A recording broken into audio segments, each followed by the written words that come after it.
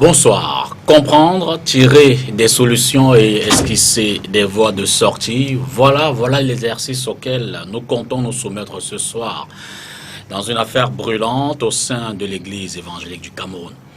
Loin de nous, évidemment, l'envie de juger ou d'encenser davantage une situation qui est déjà assez complexe. Notre volonté ce soir est, autant que faire se peut, de contribuer à ramener la paix entre les enfants de Dieu et surtout, c'est parce que chacun a le devoir d'apporter sa pierre à l'édifice que nous avons donc pour la première fois mis autour de la table, cette table, dans Carte sur table, les protagonistes de l'affaire Pasteur Priso Mongole et compagnie contre l'Église évangélique du Cameroun. Les tribunaux du littoral ont suspendu les activités du bureau élu à Ngaoundéré lors du synode général tenu du 17 au 23 avril 2017, vous le savez, suite à des contestations portées par le révérend Pasteur Priso Mongole. Depuis lors, l'EEC a perdu sa superbe église fermée, culte perturbé, pasteur démis. L'EEC s'est inscrite dans la rubrique faits divers de l'actualité quotidienne. Avec les pasteurs Mbek Francis et Kwo Isidou, nous allons donc en parler ce soir dans un instant. Je voudrais également signaler la présence dans ce studio de maître Célestin Kengoum, que nous avons choisi en sa double qualité d'homme de loi. Il est avocat, vous le savez, mais maître Kengoum est également pasteur, peut-être pas systématiquement à l'EEC, mais il connaît les méandres de la parole de Dieu. C'est pourquoi nous avons choisi maître Kengoum pour nous accompagner ce soir. Une configuration en thème d'invité donc assez spéciale. Thème EEC, comment sortir de la crise. Je l'ai dit, les invités, le pasteur Mbek Francis, bonsoir. Bonsoir, mon cher. Merci d'être là ce soir. Je précise que vous êtes le président de la région synodale de la Sanaga Maritime, tendance Ndjetoa, si on peut parler ainsi, tout au moins pour distinguer les invités. Je le dis comme ça. Non, je suis président de la région synodale de la Sanaga Maritime et Océan. Ok. Et je ne suis pas un lieutenant. D'accord. Je suis au service de l'Église. D'accord. Et je suis là pour parler d'Église, pas d'un homme dont je défendrai les causes, non. D'accord. Pasteur Kouessedou, bonsoir. Bonsoir, monsieur le journaliste. Vous êtes la tendance prise au Mongolais. Je suis un plaignant. Voilà. Maître Célestin Kengo, bonsoir. Bonsoir, monsieur Dupita. Habitué des plateaux, merci à vous. Merci surtout d'avoir accepté. C'était pas évident de vous convaincre d'apporter votre sagesse et votre intelligence à l'émission de ce soir qui se veut un peu spéciale. Vous avez raison, vous avez parfaitement raison de le dire, parce que d'abord, j'ai pris mes distances avec les médias. Tout s'est dit et du n'importe quoi tous ces derniers temps. Et deuxièmement, vous m'avez pris de court quand vous m'avez appelé pour me convier. Je n'ai pas voulu, mais quand j'ai compris l'intérêt de la chose, parce que ça touche à la parole de Dieu, ça touche à l'œuvre de Dieu, donc ça ne pouvait pas me laisser insensible. Donc c'est au nom de Dieu que je suis là. Merci, merci. Et surtout pour le plaisir de nos téléspectateurs également, qui certainement, on l'espère, en sauront davantage. Derrière la transition, on rentre donc dans le fond de l'émission.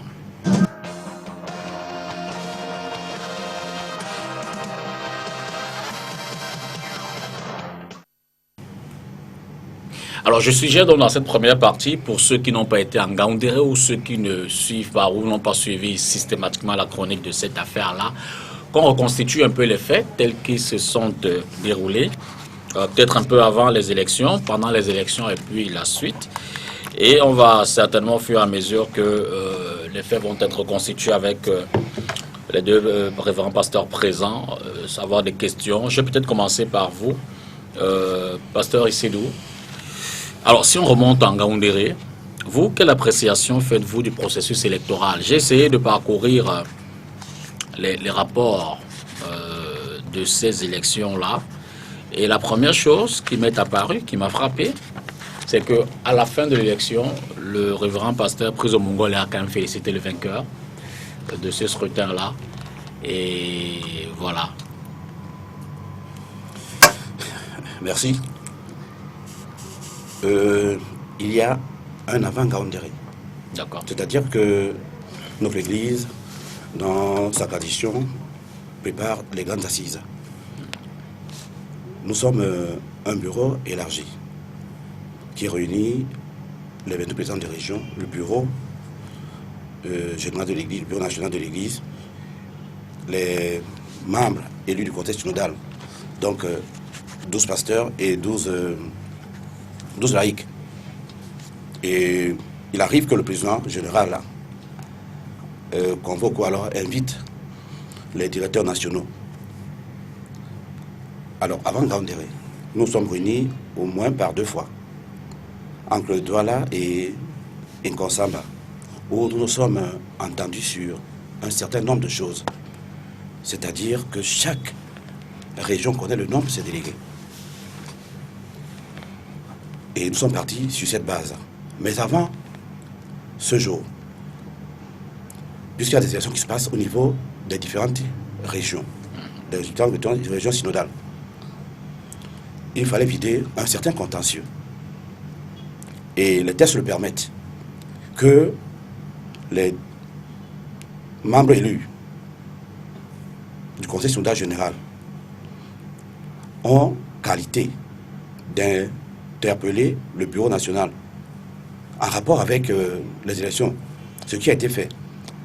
Les 2 tiers ont signé cette lettre pour dire au bureau de l'Église qu'il y a quelque chose qui n'est pas normal. Le président de l'époque a balayé d'un revers de la main ces propositions. Les lettres sont là, elles sont distribuées à tout le monde. Nous sommes donc partis de là, ça on l'a accepté. Bon, on ne l'a pas accepté, mais on a laissé passer. Au niveau des élections des différentes régions, où on s'attendait que, là encore, le contentieux soit vidé. On peut noter dans les différentes régions les plaintes qui sont faites enregistrer au cours du bureau élargi. Là encore, on a balayé du revers de la main. Je prends notamment le cas de la région du Vouri Centre, le cas de la région du Vouri Sud, parce que moi je suis président de la région du Vouri Nord et Sud-Ouest, où au cours du bureau élargi, on nous a apporté un rapport qui fustige certains comportements. Mais là encore, on a laissé passer. Et je ne voudrais pas passer sans le dire. Je voudrais dire, par exemple, dans le Vouri Nord et dans le Vouri Sud, dans le Vouri Centre, je commence par là, dans le Vouri Centre, il s'est prouvé que des délégués ou alors des chrétiens appartenant à ma région sont allés voter dans le Vouri Centre. C'est comme ça. Vous l'avez noté comme une irrégularité. Une irrégularité. Je peux citer les noms si bon, mais Non, pas les noms. Je me garde de le faire. Voilà. Mais on en prend acte. oui. Dans la région du Vouri Sud, les mêmes cas se sont produits, se sont répétés, avec d'autres candidats, d'autres délégués qui se sont retrouvés là, n'étant même pas dans la salle, mais qui ont été à la limite tenus par la main pour être candidats, pour être délégués au synode. Ce qui ne cadre pas avec nos tests. Là aussi, je me réserve de donner les noms. Mais c'est ce qui a été fait. Donc on s'est retrouvé donc avec des candidats ou alors des délégués partant d'une région pour une autre. Comme si un Chinois venait au Cameroun se faire élire comme un maire, je ne sais pas. De la même manière que cela s'est passé, de la même manière cela s'est passé du côté du Vouri Sud. Mais tout le temps que ce qui a été souligné, on balayait du revers de la main. Jusqu'au moment où nous sommes entendus sur un certain nombre de choses. On a tenu compte de cette irrégularité. Nous sommes donc partis avec pour nombre de ceux qui doivent participer au synode. Nous étions 331. Ce nombre a été respecté, puisque, arrivé en grandeur déjà, je parle de grandeur maintenant. Quand on arrive, il y a d'abord le conseil synodal qui siège. Le conseil synodal ne rassemble pas tout le monde. Il y a les présidents des régions, il y a les membres élus, il y a les directeurs nationaux, il y a le bureau. C'est environ moins de 200 délégués. Et le synode général, il doit commencer le jeudi. Alors on les supplie de voir le nombre passer de 351 à 384. Nous sommes partis de Douala avec le nombre de 351. On se retrouve en Gaoundéré avec 384. Pour parler des irrégularités de Gaoundéré, je commencerai par parler de... Vous permettez, hein, on y arrive, le temps peut-être pour cette phase, d'écouter également le révérend pasteur Mbek Francis. Alors, avant le synode, mon révérend, oui. Avant le synode, vous avez la même lecture des faits. Vous, comment vous appréciez les faits? Quels sont les faits selon votre approche? Merci. Et je suis un tout petit peu gêné. Et non pas que cet espace, que ce soit lui qui gêne, non.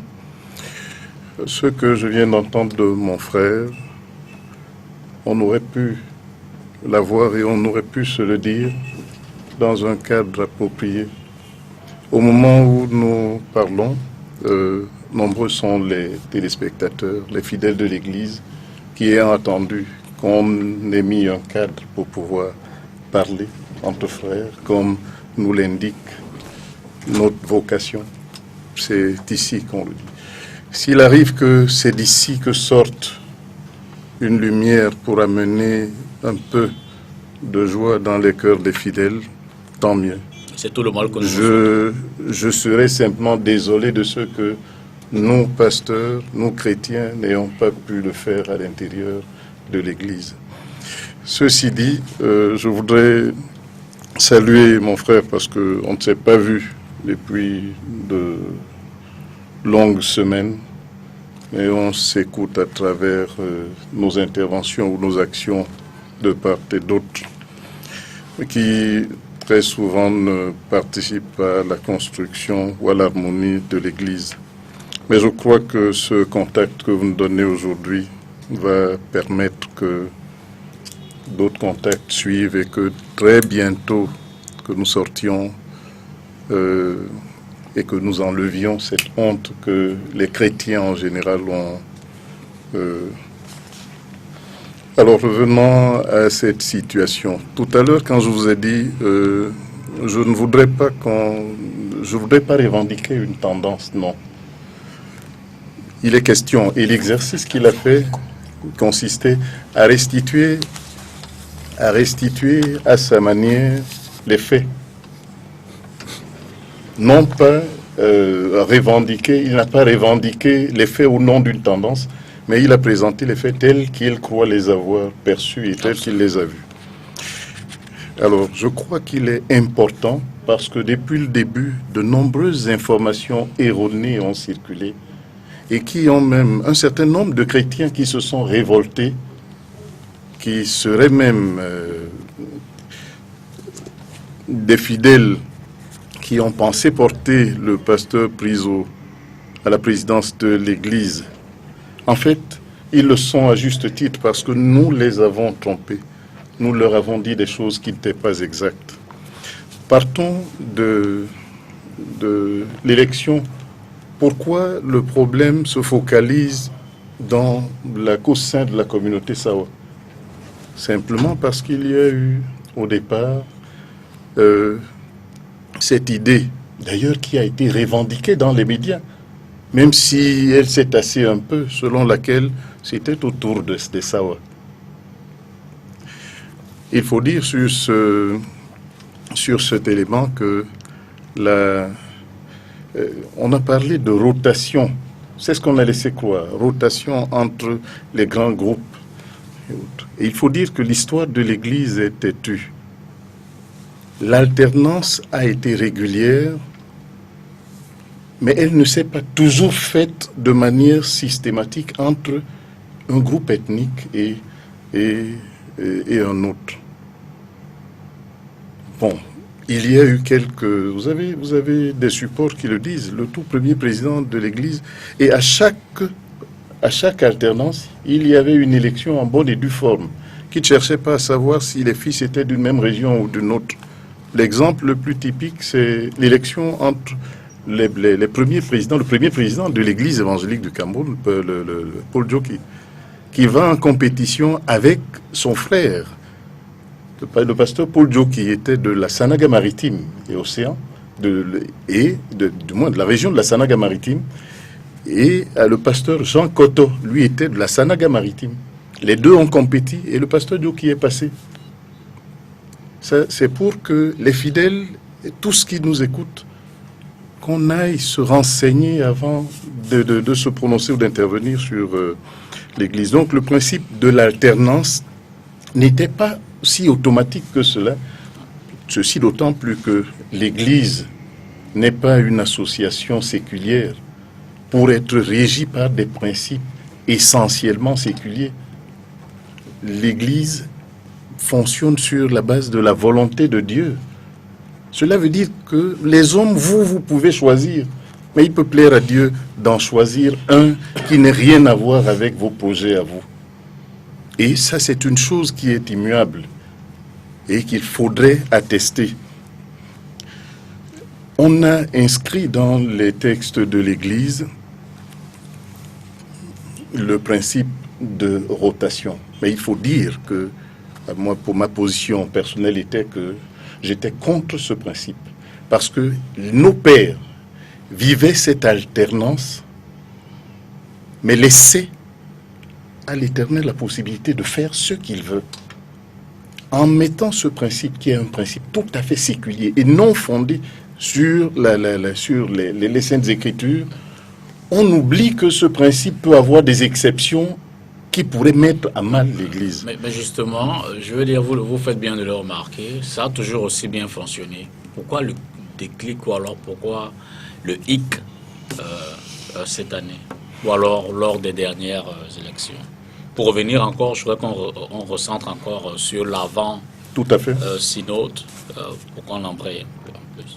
Alors, le déclic, on nous a, permettez que nous vous le disions, les instances de l'Église et le synode de l'Église auraient été le cadre dans lequel un certain nombre de problèmes d'Église se seraient posés.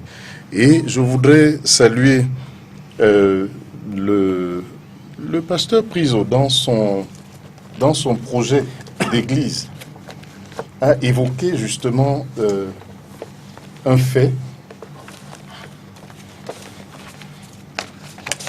Il dit, dans son projet, vous le voyez bien, ensemble bâtissons l'Église, avant l'élection de Ngaoundéré.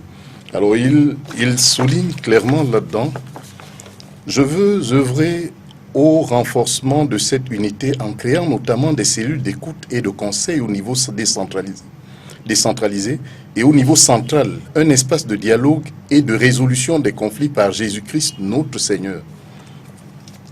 Ceci est là pour dire et prescrit le cadre et l'esprit dans lequel les problèmes doivent être réglés. Nous sommes des humains avec des insuffisances. Ça peut arriver. Il peut arriver qu'il y ait des difficultés, mais nous ne devons jamais oublier le cadre dans lequel ces difficultés doivent être gérées. Quand on parle de pourquoi le problème ne survient pas aujourd'hui. Le problème vient de ce que l'alternance, on a parlé de promesses de Yabassi. Ça, c'est malheureusement sur les médias que nous apprenons ça. Et quand la médiation de monsieur le ministre de l'administration territoriale a été sollicitée, nous avons reçu, c'est là-bas que nous découvrons les griefs en dehors de tout ce que nous avons appris sur les médias. Alors il a été question d'accord de Yabassi.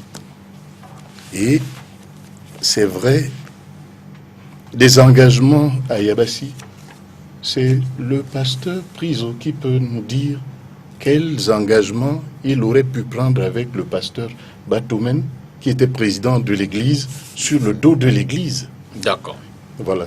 Donc, en termes de promesses, et je peux vous lire d'ailleurs la réponse du pasteur Batomen sur cette question dans son rapport au Conseil synodal général de Mbouda, où il dit n'avoir pris aucun engagement. Donc, le problème n'est pas celui qu'on croit avoir posé, mais c'est celui que les uns et les autres ont perçu en raison de ce que, soit dans leur cadre, ils ont pris des engagements qui n'engagent pas l'Église, qui n'engagent qu'eux, et j'espère qu'on le saura. Maître Kengon, dans votre première prise de parole, comment vous observez cela dans votre, je l'ai dit, double casquette? On va peut-être évoquer le volet judiciaire ou juridique tout à l'heure. Quelle lecture première vous en faites? La première lecture est d'ordre biblique et la deuxième lecture est d'ordre juridico-légal. Je vais vous faire la lecture d'un texte. C'est dans 1 Corinthiens chapitre 6, du verset 1. Du verset 1 au verset 7. On pourrait même ajouter le 8. Quelqu'un de vous, lorsqu'il a un différend avec un autre, ose-t-il plaider devant les injustes et non devant les saints? Ne savez-vous pas que les saints jugeront le monde? Et si c'est par vous que le monde est jugé, êtes-vous indigne de rendre les moindres jugements? Ne savez-vous pas que nous jugerons les anges? Et nous ne jugerions pas, à plus forte raison, les choses de cette vie? Quand donc vous avez des différends pour les choses de cette vie, ce sont des gens dont l'Église ne fait aucun cas que vous prenez pour juge. Je le dis à votre honte. Ainsi, il n'y a parmi vous pas un seul homme sage qui puisse prononcer entre ses frères. C'est 1 Corinthiens chapitre 6, du verset 1 au verset 7. Si je m'en tiens à la parole de Dieu, les conflits entre frères, entre sœurs, dans une église de Christ, doit être réglé par les enfants de Christ. Cela veut dire quoi? J'ai pensé qu'il y a 3 étapes. La première étape, c'est d'abord entre les protagonistes. Qu'est-ce qui a pu expliquer que des hommes de Dieu qui sont chargés d'être non pas des exemples parmi les oreilles, mais des modèles, des éclaireurs, ne soient pas capables au sein d'une même congrégation religieuse de s'asseoir pour régler un problème? Deuxième observation, je me demande, dans toute église, il y a quand même des leaders, il y a des leaders, c'est-à-dire des chrétiens engagés. Il y a dans cette église 2 personnalités très importantes dans ce pays. La première personnalité, c'est le président du Sénat, Monsieur Niat Djifendi, et je pense, est un adhérent très influent au sein de l'église évangélique du Cameroun. Il y a Monsieur le professeur Pierre Moukokon Bonjo, qui est un fervent chrétien au sein de cette congrégation. Comment ces intelligences n'ont-elles pas pu, ces personnalités, n'ont-elles pas pu convoquer leurs frères, les pasteurs, pour leur dire trouvons une solution? Troisièmement, à défaut de cette forme de règlement à l'amiable, à l'intérieur de la même maison, pourquoi ne s'être pas tourné vers d'autres hommes de Dieu qui n'appartiennent pas à leur congrégation, à leur mouvement, et se dire que nous exécuterons de bonne foi les décisions qui seront prises? Ça, c'est les 3 observations sur le plan biblique. Maintenant, sur le plan juridico-légal, pour résoudre, pour comprendre un problème, il faut toujours aller à la base. Pour moi, la base, ce n'était pas Ngaoundéré, ce n'était pas Yabassi, ce n'était pas Douala Yaoundé. La base de ce problème, ce sont les textes de loi. Nous sommes dans une république. Nous sommes dans un État organisé. Et les associations religieuses sont des associations à statut très particulier. Puisque pour ouvrir une église au Cameroun, il faut une autorisation du président de la République. Alors que les associations, les autres associations à but non lucratif, se créent sans autorisation et spontanément.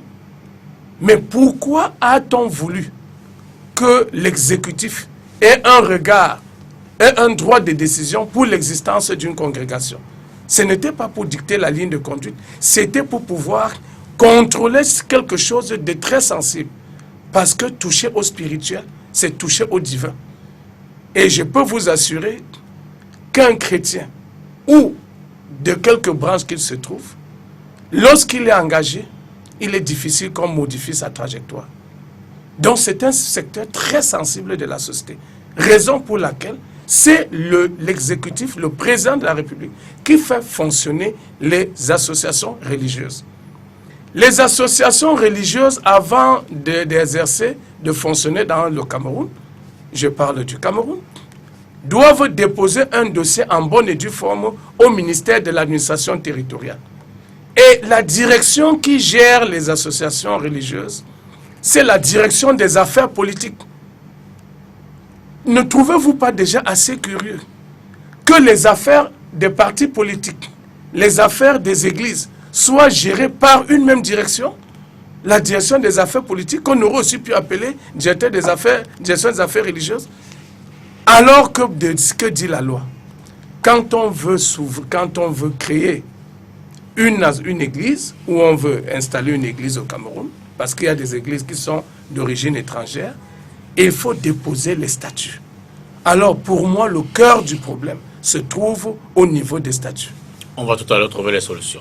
Non, je n'ai pas parlé. Alors, non, laissez-moi, je finis sur ce plan. Oui, terminé. Ça se trouve au niveau des statuts.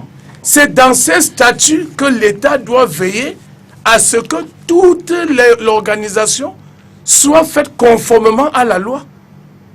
Et si ces statuts ont tout réglementé, ont tout prévu, du moins globalement, jusqu'au règlement des litiges, on n'en serait certainement pas là. À ce stade, je m'arrête. Pasteur, on va donc revenir un peu sur le fil du déroulement des faits. Mais, le révérend Mbeka a quand même évoqué un élément qui est beaucoup revenu dans ces palabres-là, les assises de Yabassi. Que s'est-il passé à Yabassi? Merci. Je parle comme un témoin oculaire. J'y étais. On m'a pas dit. J'étais délégué. J'y étais. Bon. Déjà, je voulais dire merci parce qu'il a relevé. L'Église n'est pas une organisation séculière. Et j'espère qu'on a la même définition du mot séculier. J'espère bien.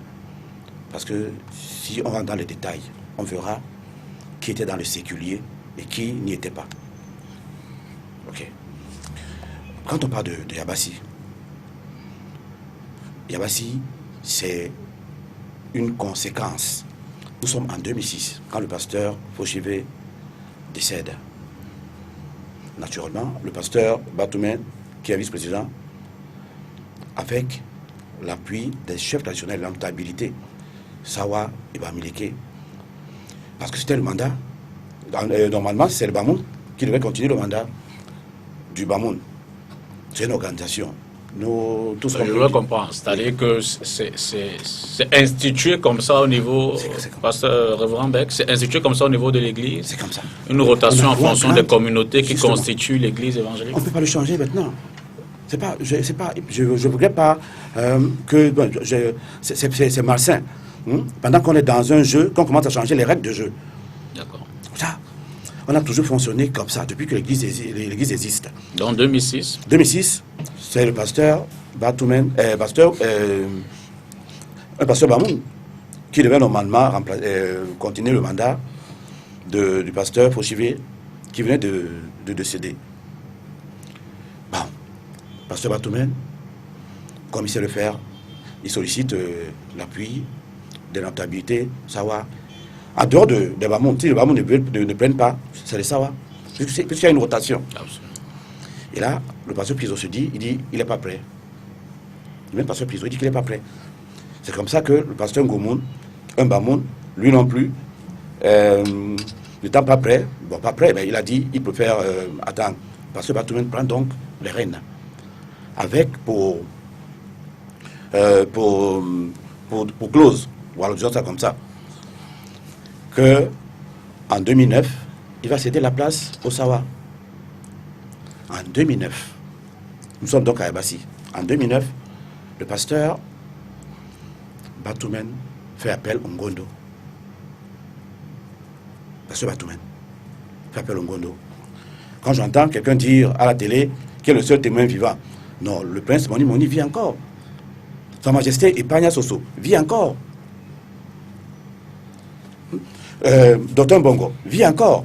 Puisqu'on a demandé aux deux, au pasteur Batoumen, pasteur Piso, de venir avec des témoins. Le pasteur Batoumen a pris avec lui l'ancien Timi Valentin et Martin Ignat, qui était à Bille. À l'arbitre, Oui. absolument, l'ancien arbitre. Bon, je ne veux pas le qualifier donc, comme bon. Bref, il se trouve donc dans la case du chef Koumkan Dingon, le chef supérieur Yabassi. Et Batoumen, on demande à Batoumen qu'est-ce qu'il veut exactement. Batoumen dit qu'il a continué le mandat du pasteur Fauchevé. Il veut son propre mandat. Là, il est conduit par le pasteur. Il allait voir à Yaoundé, le pasteur, le ministre Bokom Bonjo. Et je sais que ce jour, M. Bokom Bonjo lui a dit, parce qu'il a voulu nier, qu'il ne l'a pas vu. Il lui a dit, je peux te dire comment tu étais habillé et ton épouse. Bon, je suis un peu embêté de quand cite le pasteur Batoumen. Lui, il le connaît. Moi, je le connais. Bon, je serais poli. On le connaît tous. Alors, il a voulu nier qu'il n'a jamais rencontré le ministre Bokom Bonjo. Alors, on se trouve donc à Yabassi. Ils sont donc dans la maison du chef Koumkan Dingo. Le chef Koumkan Dingo dit, mais le pasteur Batoumen dit, ok, donne-moi mon mandat. Il supplie, donnez-moi mon mandat. Le pasteur Piso dit, ok. Ils font donc ce qu'on nous on appelait l'alliance. Le pasteur Piso n'a jamais parlé de Kadi. L'ancien Tchatchou Armand est vivant. Et Tim Valentin est vivant. Quand il sort de là, c'est lui qui dit que je viens de boire le Kadi. Nous, dans la tradition, ça va pas le Kadi. C'est pas dans notre vocabulaire. Alors, qui a préparé la calebasse, la petite calebasse? C'est le chef supérieur, Koumkan Dingo, qui a préparé la calebasse, comme à l'africaine. Il dit qu'il y avait un breuvage là. Il était amer. D'après ce que Batoumen lui-même a dit. Il dit, ok, tu prends ce breuvage, tu le bois, et après, tu le passes à celui à qui tu vas passer les rênes de l'église. C'est comme ça que ça s'est passé. Alors quand il a bu, il a voulu remettre au secrétaire général de l'époque du Ngondo, Prince Moni Moni Dika. Il lui a dit que non, passe à celui à qui tu vas passer. Il a passé au pasteur Piso. Quand il sort de là, celui qui vient, qui dit à ses frères qu'il vient de boire le Kadi. Voilà comment ça s'est passé. C'est donc comme ça que pasteur Batoumen continue donc son... il prend son propre mandat et il prend la peine dans son mot de dire que la rotation est de mise dans l'église du Cameroun. Les rapports sont là. Je n'invente rien. Bon, si aujourd'hui, on peut quelque peu être renégat et dire que ça n'a pas été, ceci n'a pas été. Que moi, je ne voudrais pas dire quelque chose de déplacé à l'endroit de... c'est pas le... Alors, après tout cela, vous avez organisé donc le synode de Ngaoundéré.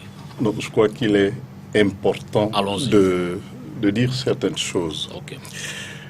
Nous sommes et nous prenons le peuple de Dieu à témoin. Et l'histoire le retiendra. 20 ans plus tard, des gens viendront nous dire, voilà ce que vous avez fait de notre Église. Alors, moi je peux vous dire, mon cher maître, si j'avais entendu ça avant que nous n'allions au synode, moi, j'aurais demandé qu'on dépose les pasteurs Batomène et les pasteurs Priso. Parce que si ce qu'il dit est vrai, ils ne sont pas pasteurs. Ils seraient des charlatans au sein de l'Église. Et qu'ils s'en soient prévalus. Allez dans les réseaux sociaux. Le pasteur Priso a dit dans une chaîne de télévision, j'ai bu et c'était amer. Le cadi. Nous l'avons tous entendu. J'étais malheureux, un peu comme de nombreux chrétiens qui nous écoutent, de savoir qu'un pasteur peut fonder sa vocation. Puisque la présidence, et je l'ai dit lors de la consécration des pasteurs à Kumba, lors d'un culte, l'Église n'a pas besoin de président. L'Église a besoin de pasteurs à ses différents niveaux de responsabilité. Et je suis d'accord avec Maître qui pense que le problème n'est peut-être pas là où on est. Il est dans le fait que on n'a pas de pasteurs. Nombreux sont en fait de faux types.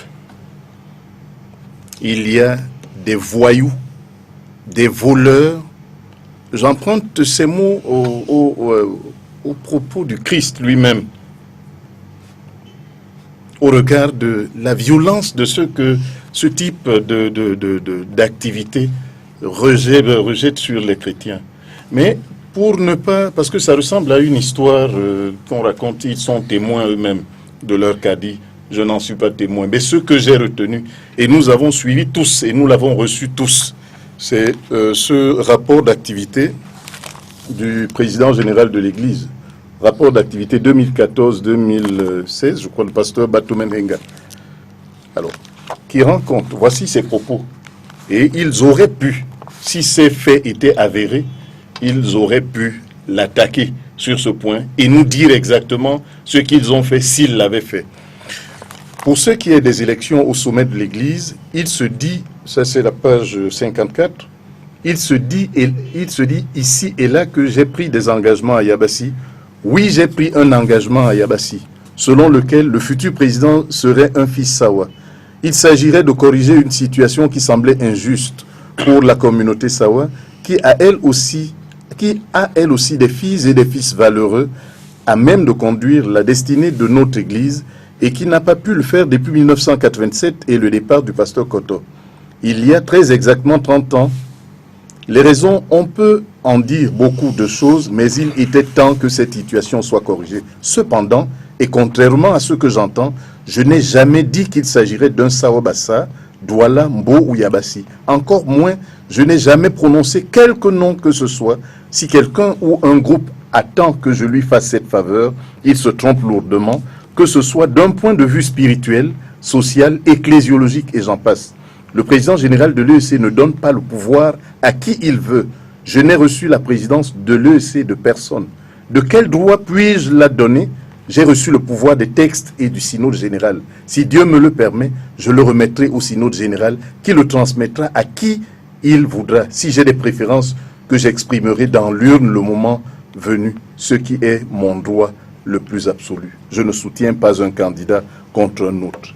Même si cette dernière phrase, même s'il peut avoir eu à soutenir ou un soutien, ça c'est son rapport au dernier synode qui précède. Non.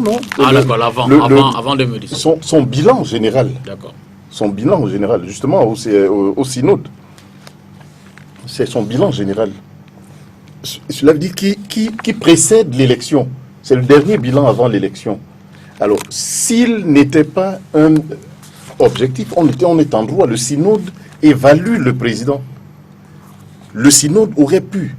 Et s'il avait même confié... Si tu lui accordes le crédit, toi et moi, tu lui accordes le crédit. À qui? À celui qui a écrit ça. Alors, la question, mon frère, la question n'est pas là. D'accord. La question c'est l'institution, je ne suis pas l'Église. Le synode, il présente son rapport au synode. Okay. Le synode peut contester. Et on peut effectivement, à l'occasion du synode, lui dire, tu as pris des engagements. Et c'était même l'occasion. Si on a estimé que il a trahi des engagements, c'était l'occasion de le révéler afin que le synode lui réserve le traitement qu'il faut réserver à quelqu'un qui prend de tels engagements. Mais ça n'a pas été fait. Alors, mais il faut aller plus loin pour dire que les faits sur lesquels on a eu avant l'élection, il a parlé du rôle de l'élite et lui, il a appelé il a appelé quelques-unes, il a évoqué quelques-unes de nos élites.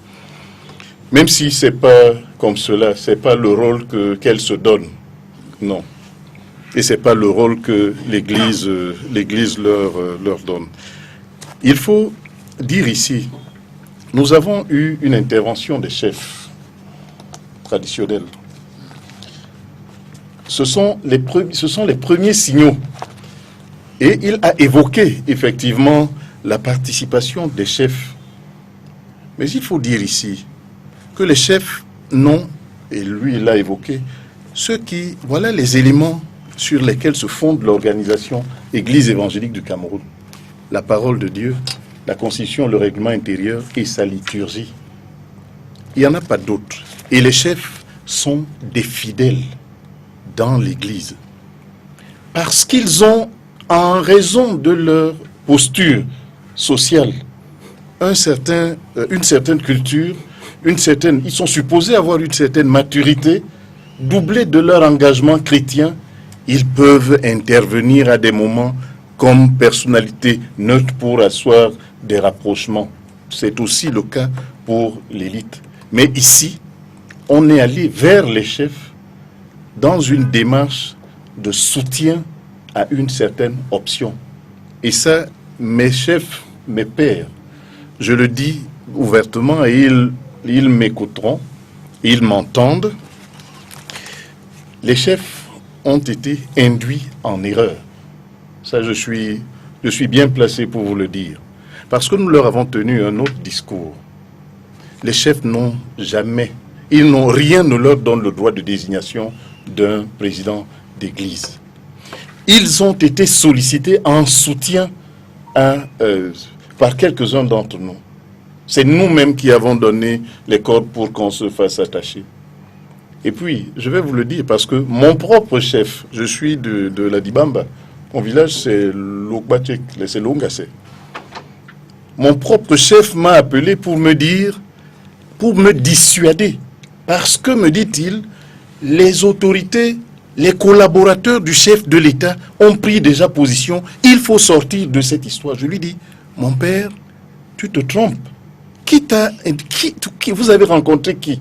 Il me cite quelques personnalités qu'ils ont rencontrées. Je lui dis, mais j'ai été au téléphone avec tel, on a rencontré tel. C'est pas vrai.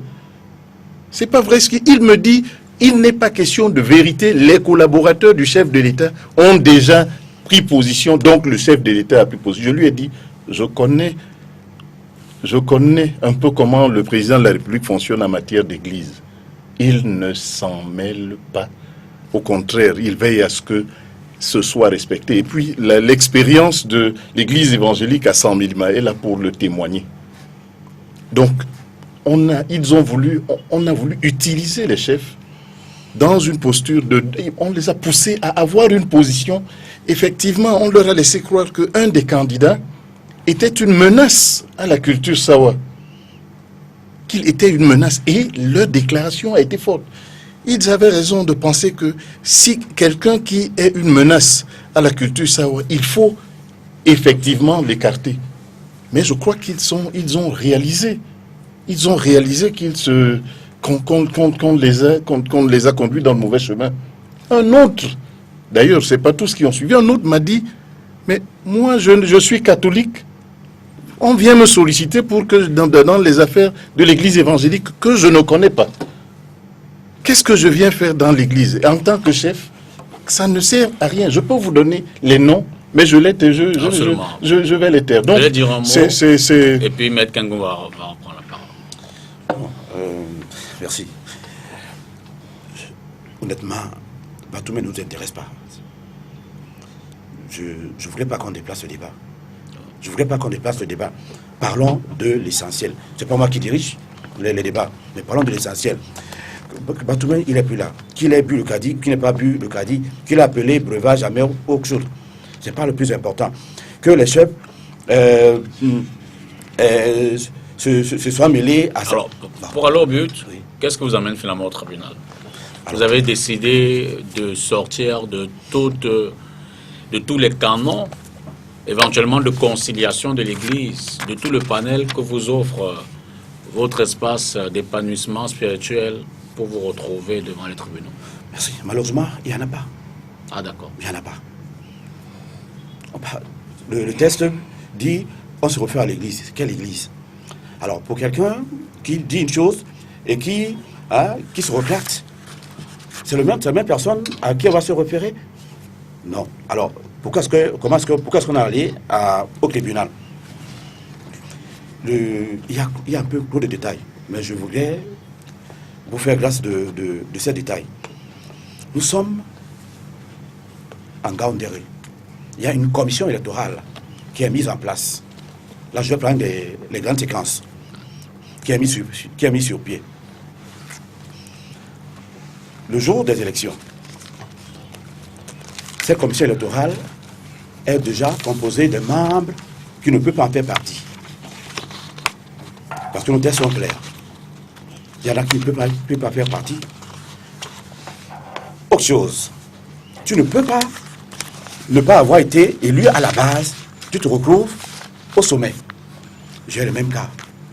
J'ai le même cas dans ma région. Et cela c'est vu dans la plupart des régions.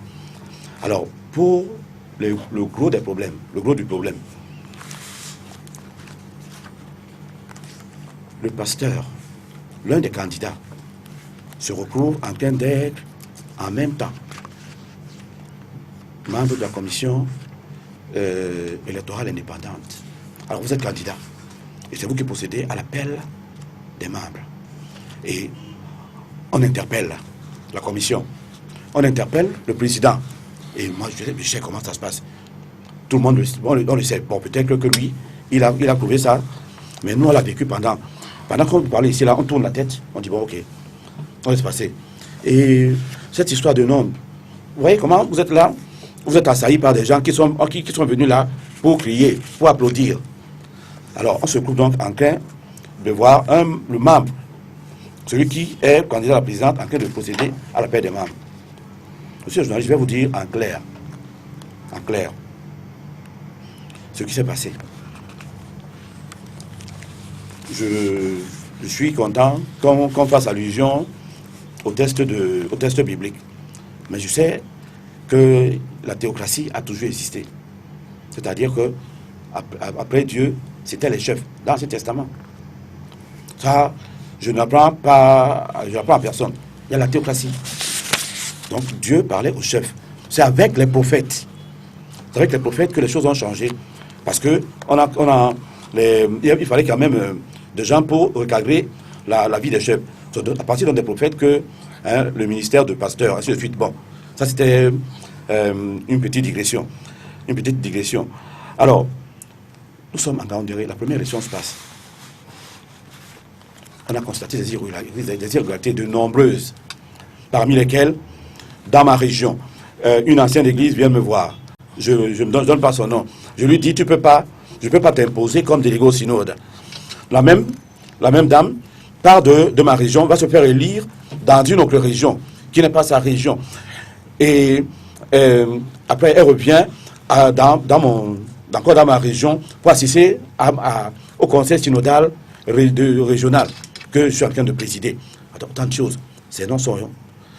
Elle est ancienne église à Bonabéry. Elle est ancienne église partout. Les tests ne le permettent pas. Alors nous sortons donc de Gaoundéré. La première élection, celle du président.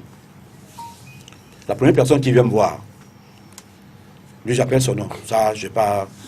Si on peut au maximum éviter les noms. D'accord, j'évite. C'est un ami du président sortant. L'un de ses mentors. Il vient me voir. Il me dit, ouais, quoi, bon, je sais que ça ne va pas bien passer, mais on va arranger ça. Je dis, va lui dire quoi. L'église est divisée. Oui, je sais que les choses sont passées. Je vais venir. Je dis, va lui dire que l'église est divisée. Alors, il a tout fait pour me supplier. Je lui ai dit, va lui dire. Je sais que c'est lui qui t'a envoyé. Ça passe. Au même moment, environ 2 minutes après, un autre qui part de leur camp, il vient me voir, il me dit, mon président, j'ai beaucoup d'estime pour toi. J'étais sous serment. Je suis content que le pasteur dise qu'il y a des voyous. Il y a des voyous. Mais moi, je peux jurer ici que je ne suis ni dans aucun secte, dans aucun cercle. Moi, je peux le dire. Je ne vais pas chez les marabouts. Bon. Alors, et cette personne vient donc. Elle me dit, parce que j'ai du respect pour vous. Mais j'étais sous serment, je ne vais pas vous dire avant. Ce qu'on a fait est sale. C'est pas chrétien. C'est sale. Je dis, qu'est-ce que vous avez fait? Voilà la phrase. Pourquoi vous avez laissé qu'un Dieu procède à la perte des membres? C'est sa phrase, hein, il n'a même pas de pasteur. Pourquoi vous avez laissé qu'un Dieu? Alors je lui ai dit, ça veut dire quoi? Il dit que c'est là où on vous a floué. Et c'est pourquoi on s'est retrouvé avec 63 votants de plus. C'est tout le problème. En dehors, à côté des autres irrégularités qu'on peut observer dans le processus. Ainsi de suite. Je prends l'exemple. Le Nkam. Le Nkam, la région d'origine d'origine du pasteur a droit à 9 délégués. Ils sont venus avec 13. Alors, on voulait tous accéder à la présidence. Mais en empruntant des chemins tortueux. C'est pourquoi on a dit non. Je voudrais aider mon frère. Oui, parce que là, ça porte sur le processus. Et je crois peut-être qu'on va finir avec la phase préélectorale, parce que justement, les éléments qu'il évoque, il les situe dans la phase préélectorale. En fait, les élections au sommet de l'Église sont un moment du synode général. Le synode général est l'institut, l'organe au sommet de l'Église. Et il se tient de manière régulière selon la périodicité qui est prescrite par les textes. Et à l'occasion, si on arrive à faire en fin de mandat, ou alors il y a une situation qui nécessite qu'il y ait des élections, cela devient un point à l'ordre du jour du synode. Cela veut dire quoi? Que le synode, qu'il soit électif ou non, ce n'est pas lui qui change dans son organisation, dans sa présentation, le dispositif mis en place. L'appel des membres à l'occasion d'un synode est fait par le secrétaire général. Ça a été le cas à Yabassi où le pasteur Priso a été élu vice-président. C'est ce que le pasteur Priso a fait étant secrétaire d'église. Quand il était secrétaire d'église et à l'occasion des synodes, c'est lui qui fait l'appel. Les textes ne disent pas qu'à l'occasion d'un synode électif, non pas seulement un dispositif particulier, que le secrétaire général ne fasse pas l'appel des membres. Surtout que ça ne se joue pas à l'appel des membres. Les électeurs sont tous ceux qui sont supposés participer au synode général. Alors, le révérend Sédou est revenu 2 fois quand même sur le nombre des délégués. Oui, effectivement, vous allez vous rendre compte. Et ici, il faut que le peuple l'entende très bien. À la base, dans les paroisses, les élections ont eu lieu dans les paroisses, sous la direction des pasteurs. Après les paroisses, on a des consistoires qui rassemblent certaines paroisses. Et on a des élections au niveau du consistoire. Le consistoire est un peu comme, si on veut comparer avec le découpage administratif, un arrondissement. Après les consistoires, et au cours des consistoires, on a des délégués, on élit les délégués au synode régional et le bureau du consistoire. Quand on finit avec le consistoire, sous la supervision de la région, on va à la région où on a 2 instances, le conseil synodal régional et le synode régional, au cours desquels sont désignés ceux qui vont participer au synode général. Et cette étape s'est faite dans toutes les régions sous la supervision des délégués envoyés par le bureau élargi. Et le bureau élargi de l'Église, c'est une instance qui est devenu, qui est rentré dans l'organigramme de l'Église de par la tradition, parce qu'il n'est pas prévu dans les textes. Le Conseil synodal, le bureau élargi, a envoyé des délégués, et notamment les membres élus du Conseil synodal général, dans toutes les régions, superviser les élections des délégués, et même du bureau des régions, et en faire un compte-rendu au bureau élargi constitué du bureau de l'Église, des présidents de région et des membres élus du Conseil synodal général. Et nous avons eu bel et bien une rencontre de validation de ces différents processus dans les régions. Il y a eu effectivement des cas qui ont été soulevés. Et ça, je peux vous le dire. Vous avez, je vous prends deux exemples. Il a évoqué l'UNCAM qui avait 9 délégués. Du moins, 13 au lieu de 9. 13. Alors, la question qu'il faut lui poser, c'est, nous sommes sortis de la rencontre de validation du bureau élargi avec combien de délégués pour l'UNCAM? Parce que ce n'est pas Je vous la pose la question. Ce n'est pas après qu'il faut le dire. On en saura combien de délégués? C'est effectivement à cette occasion que l'UNCAM se retrouve avec 13 délégués. Pourquoi? Alors, je pose le problème parce que moi, à l'occasion, je vais poser un autre problème qui est une injustice qu'il faudra corriger. Le Vouri éclate en 2 ou 3 régions. Le Vouri garde les mêmes effectifs de délégués qu'avant l'éclatement. Le centre éclate en 2 régions. Le centre 1, présidé par le pasteur Philippe Nguété, se retrouve qui a une cible, cela dit des objectifs financiers, 1,5 fois plus important que le centre 2, avec une population de 10 000 chrétiens en plus que le centre 2 qui est présidé par le pasteur Prisomgol Richard.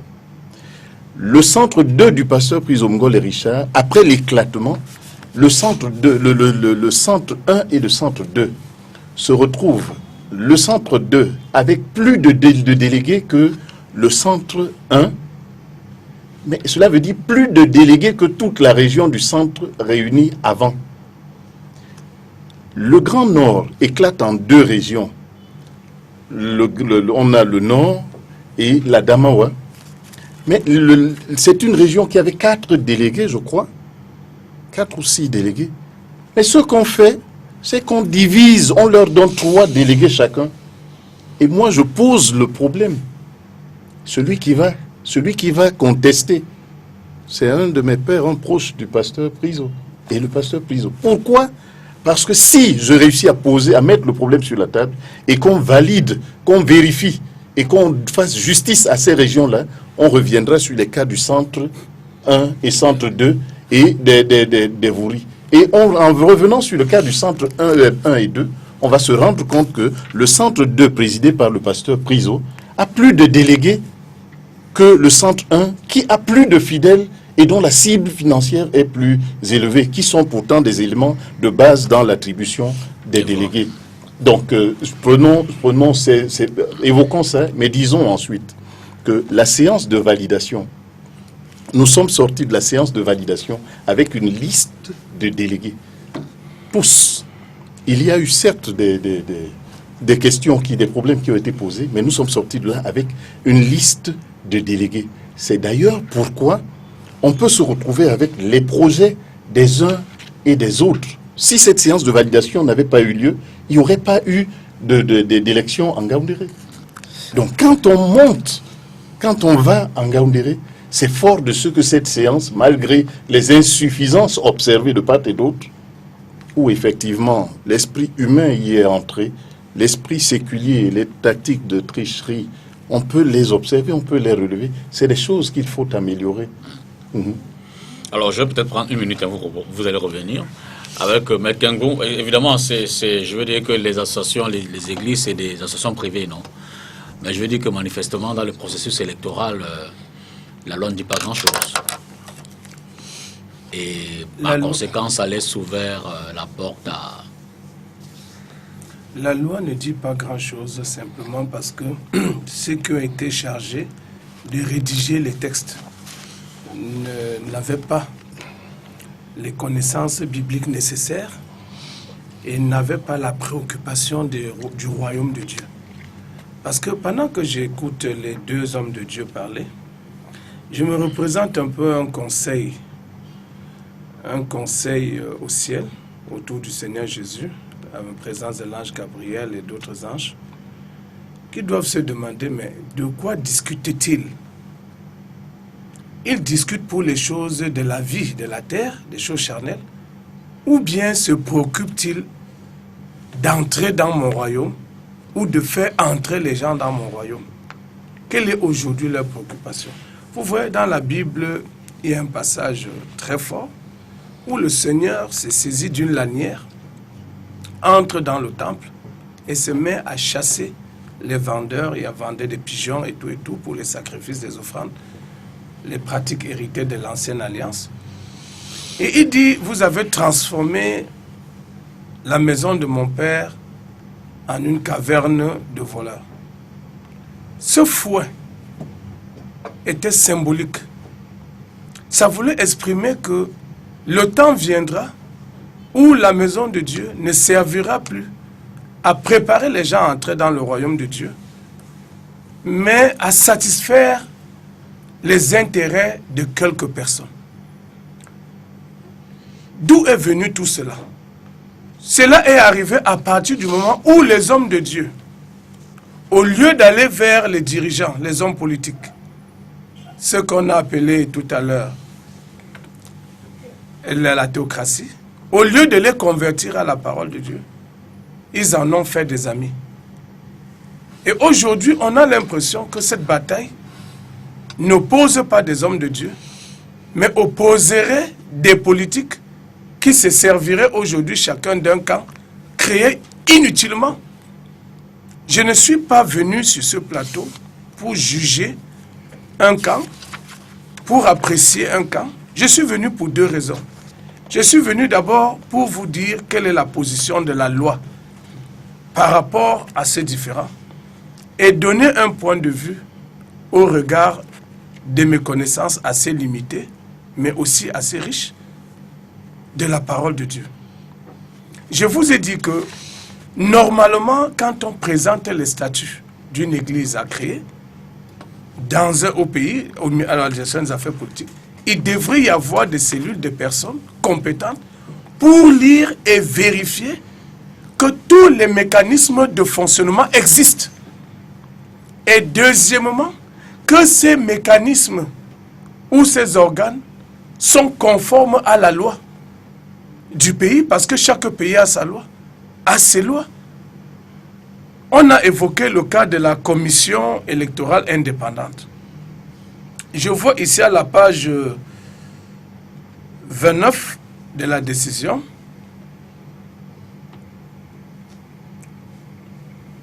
article 100, alinéa 1 de la Constitution de l'Église évangélique, le tribunal, qui institue la commission électorale indépendante. On dit que cette commission est chargée de recenser les électeurs, explique le mode de scrutin, organise les opérations électorales, procède au dépouillement, proclame les résultats et dresse procès verbal.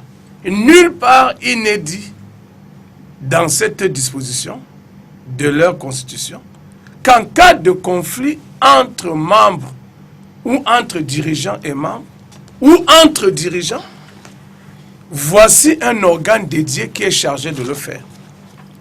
Donc, devant le silence de ces statuts, je pense que l'administration, le ministre de l'administration territoriale aurait dû être l'arbitre dans cette affaire. Parce que celui qui vous donne le pouvoir peut également le retirer. D'avoir recouru à la justice, pour moi, ça a été quelque chose de vraiment blessant. Ça a été blessant pour moi qu'on s'adresse à la justice, aux instances judiciaires, alors qu'au départ, il y a un contrôleur de ces activités, c'est le ministère de l'administration territoriale. Donc, devant le silence de ces statuts, le ministre de l'administration territoriale aurait pu s'emparer. Tout à l'heure, j'ai entendu l'un des hommes de Dieu dire qu'ils ont sollicité la médiation Ils ont sollicité la médiation du ministre de l'administration territoriale. Mais c'est faire injure à un État. Comment va-t-on solliciter ma médiation alors que c'est moi qui suis supposé vous fixer les règles ou contrôler les règles qui existent? Donc vous allez tourner en rond au cours de cette émission. Je suis convaincu que vous n'en sortez. Il n'y aura pas quelque chose. Parce que les deux camps, même si un camp semble, certains propos semblent assez mielleux, mais je dis d'une manière globale qu'on n'en tirera rien. Vous en êtes à la conclusion. On va entamer les propositions de non. Mais il vaut mieux corriger deux petites choses. Je n'ai pas fini. Je n'ai pas fini. Juste. Il termine. Non, je n'ai pas fini. Moi, je suis en train de dire ceci. On a une autorité étatique qui a le pouvoir d'accorder des autorisations aux églises pour s'installer au Cameroun ou pour fonctionner au Cameroun. Cette autorité administrative a le pouvoir de retirer ces autorisations. Donc, en vertu de ce pouvoir, l'autorité administrative devrait convoquer tous les acteurs de ce différend et trouver une solution de sagesse en convoquant, en faisant même appel à d'autres hommes de Dieu, à d'autres personnes qui ne sont pas forcément là, et finir même par clôturer par une prière.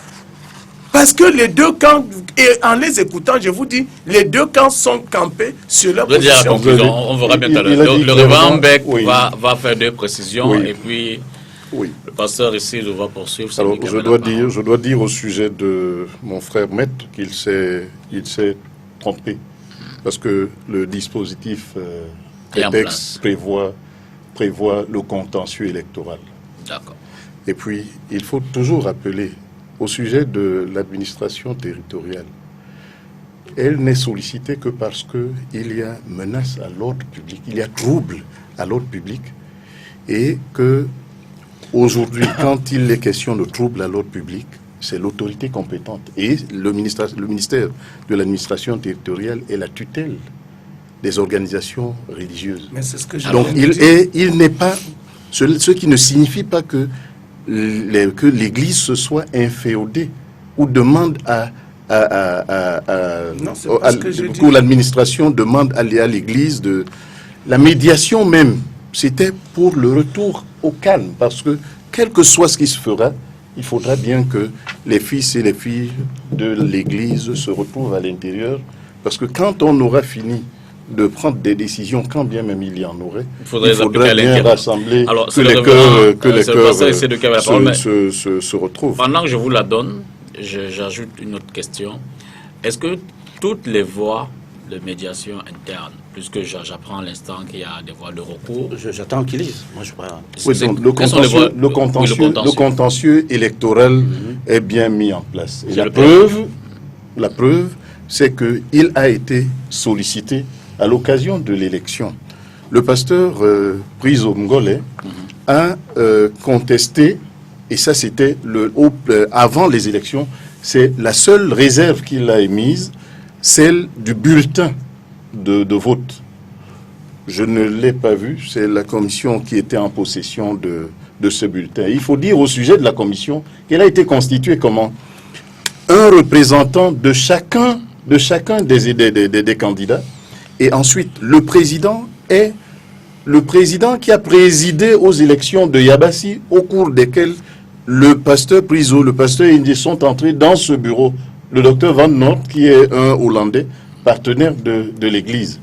Et les autres membres sont de hauts membres de l'administration. Un magistrat, un haut magistrat, on a un préfet qui est président de l'ECAM. C'est pour vous dire que nous avons pris toutes les dispositions à ce niveau-là. Et la réserve émise au sujet du bulletin a entraîné... Quand vous avez choisi ce magistrat, est-ce que vous avez tenu compte de ses convictions religieuses? On n'a pas choisi un magistrat hors de l'Église. C'est des personnalités de l'Église qui ont été toutes sans personnalité de l'Église. J'ai un autre qui le précise. Les élections prélude aux élections conformément à l'article 99 de la Constitution. Oui. Une commission électorale indépendante a été mise en place par le Conseil synodal général. Tout à fait. Cette commission était composée de 5 membres, donc un désigné par chacun des candidats à la présidence de l'Église. Le président de la commission, le docteur Van Noort. conseiller technique de l'œuvre médicale de l'ESC, nationalité néerlandaise. La vice-présidente, Nicole Kleindoko, ancienne d'église, professeure de droit dans les universités à la retraite. Le secrétaire général, représentant le pasteur Prise Omgole Richard, ancienne Nicole Kleindoko. Le secrétaire, M. Njoya Alexandre, ancien d'église, préfet à la retraite. Assesseur, lui, les représentants aussi. Non. Assesseur, Elon Martin, ancien d'église, vice-président de la Cour d'appel de la Damawa. Et puis 5 assesseurs, Tamadjon Jano, ancien d'église, sous-préfet à la retraite. Et qui représentait le pasteur Injeto et Jean Samuel.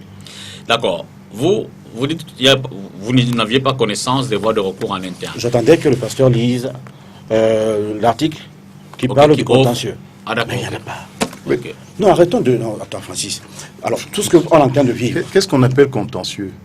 Non, c'est pas... Si le pasteur Priso a sollicité que la commission revienne... Oui, mais attends, non, mon frère, est-ce que le pasteur Priso a attaqué le bulletin de vote? Est-ce que le bulletin de vote a été retiré par la commission? Mais ça a été fait, on a donc changé. Bon, maintenant, autrement, je pose la question. C'est ça qui est la question. Les élections ont été contestées. Y a-t-il une structure, un organe Contesté? Oui, puisque vous êtes au tribunal. Oui, en fait, c'est justement à ce niveau-là qu'on découvre qu'il y a problème. C'est devant les tribunaux. Il n'y a pas eu... Voici le procès verbal. Voici le procès verbal de le rapport de la commission. Une seconde. Voici le rapport de la commission électorale. Avant, on a dit il y a eu le processus, la rencontre de validation. Donc pour vous, tout s'est passé en Gaoundéré. Félicitations, tout le monde a pris la route. Alors, et c'est ici qu'il faut faire intervenir la sagesse. L'élection a lieu. Les 2 candidats à la présidence vont se présenter. Et le pasteur Hinjetoya va passer avec 55% de voix contre 45% pour son frère, qui va le féliciter. Alors, à ce moment-là, et c'est là où l'intelligence a manqué, c'est là où la sagesse a manqué, parce que plusieurs n'ont pas réalisé que certains s'étaient appuyés sur des paramètres extra-ecclésiaux qui les ont tellement portés qu'ils n'ont pas perçu qu'on était en train de s'égarer pour un certain nombre d'entre eux. À ce moment-là, et ceux qu'on appelle les sages, un certain nombre d'aînés auraient dû s'arrêter après l'élection du président où le pasteur Priso a posé un acte qui, dans l'histoire contemporaine de l'Église, qu'on ne voit pas beaucoup. Et c'est lequel? Celui d'aller vers son frère et de faire des déclarations fortes dans le sens de le soutenir, de l'accompagner. Un acte d'apaisement. Parce que c'est la volonté de Dieu. Et je vous fais une autre confidence. Oui, je fais une autre confidence en public. Et je l'ai dit à un certain nombre de personnes. Le pasteur Priso nous a montré un exemple pour lequel je voudrais prendre une parcelle de terre. Je ne l'ai pas dit à mon épouse. Nous avons de la terre, un peu de terre à Kribi, que je divise cette parcelle-là et je lui en donne une part, parce que ce qu'il a fait, c'est un homme de Dieu. Quelqu'un m'a dit, mais pourquoi je dis, même si c'est pour qu'il le vende, parce que on nous avait tellement, plusieurs avaient évoqué des paramètres extra-ecclésiastiques et un certain nombre d'enjeux, ça il faut le reconnaître, extra-ecclésiastiques sont entrés là-dedans. Vous dites que vous n'avez pas connaissance des mécanismes internes. C'est là qu'on en était et puis vous voulez ajouter d'autres réponses. Ok. Alors, je suis un peu surpris d'entendre qu'il n'y a pas eu d'irrégularité. Il y en a tellement eu. Alors, quand on parle de délégués au synode, moi j'ai une région qui donne 115 millions par an. J'ai 14 délégués. À côté, l'Undé Mbami Inubo. La région du président sortant à 40 millions, avec 16 délégués. La MIFI, qui donc a 20 millions, a 23 délégués. Alors, voilà comment ça se passe. Moi, je suis surpris. Bon, peut-être parce qu'il a renouvellement dans le cercle. Ça a toujours été une sorte de je ne voulais pas dire banditisme. Ça fait 4 ans que je suis président de région. C'est vrai. Alors, comment ça a toujours fonctionné? On floue ici, on essaie d'ouvrir là-bas, on floue ici, là, on ouvre là-bas. Voilà comment ça se passe. Alors, quand le pasteur, il parle de la région du centre qui a 22 ou 23 religieux, 23 délégués, c'est pas là le problème. Le problème, c'est que... Est-ce que les faits sont justes, les faits que j'ai rapportés? Oui. Que la région du centre 2 ait plus de délégués que la région du centre 1? Et qu'est-ce qui peut l'expliquer? Et sur quelle base les délégués sont-ils désignés? Non, bon, c'est pas à toi de me poser cette question, mais je vais répondre quand même. C'est une disposition que nous avons trouvée. C'est ça donc le problème. C'est l'une des irrégularités. Lorsqu'on parle des membres statutaires qui ne doivent pas faire partie du conseil du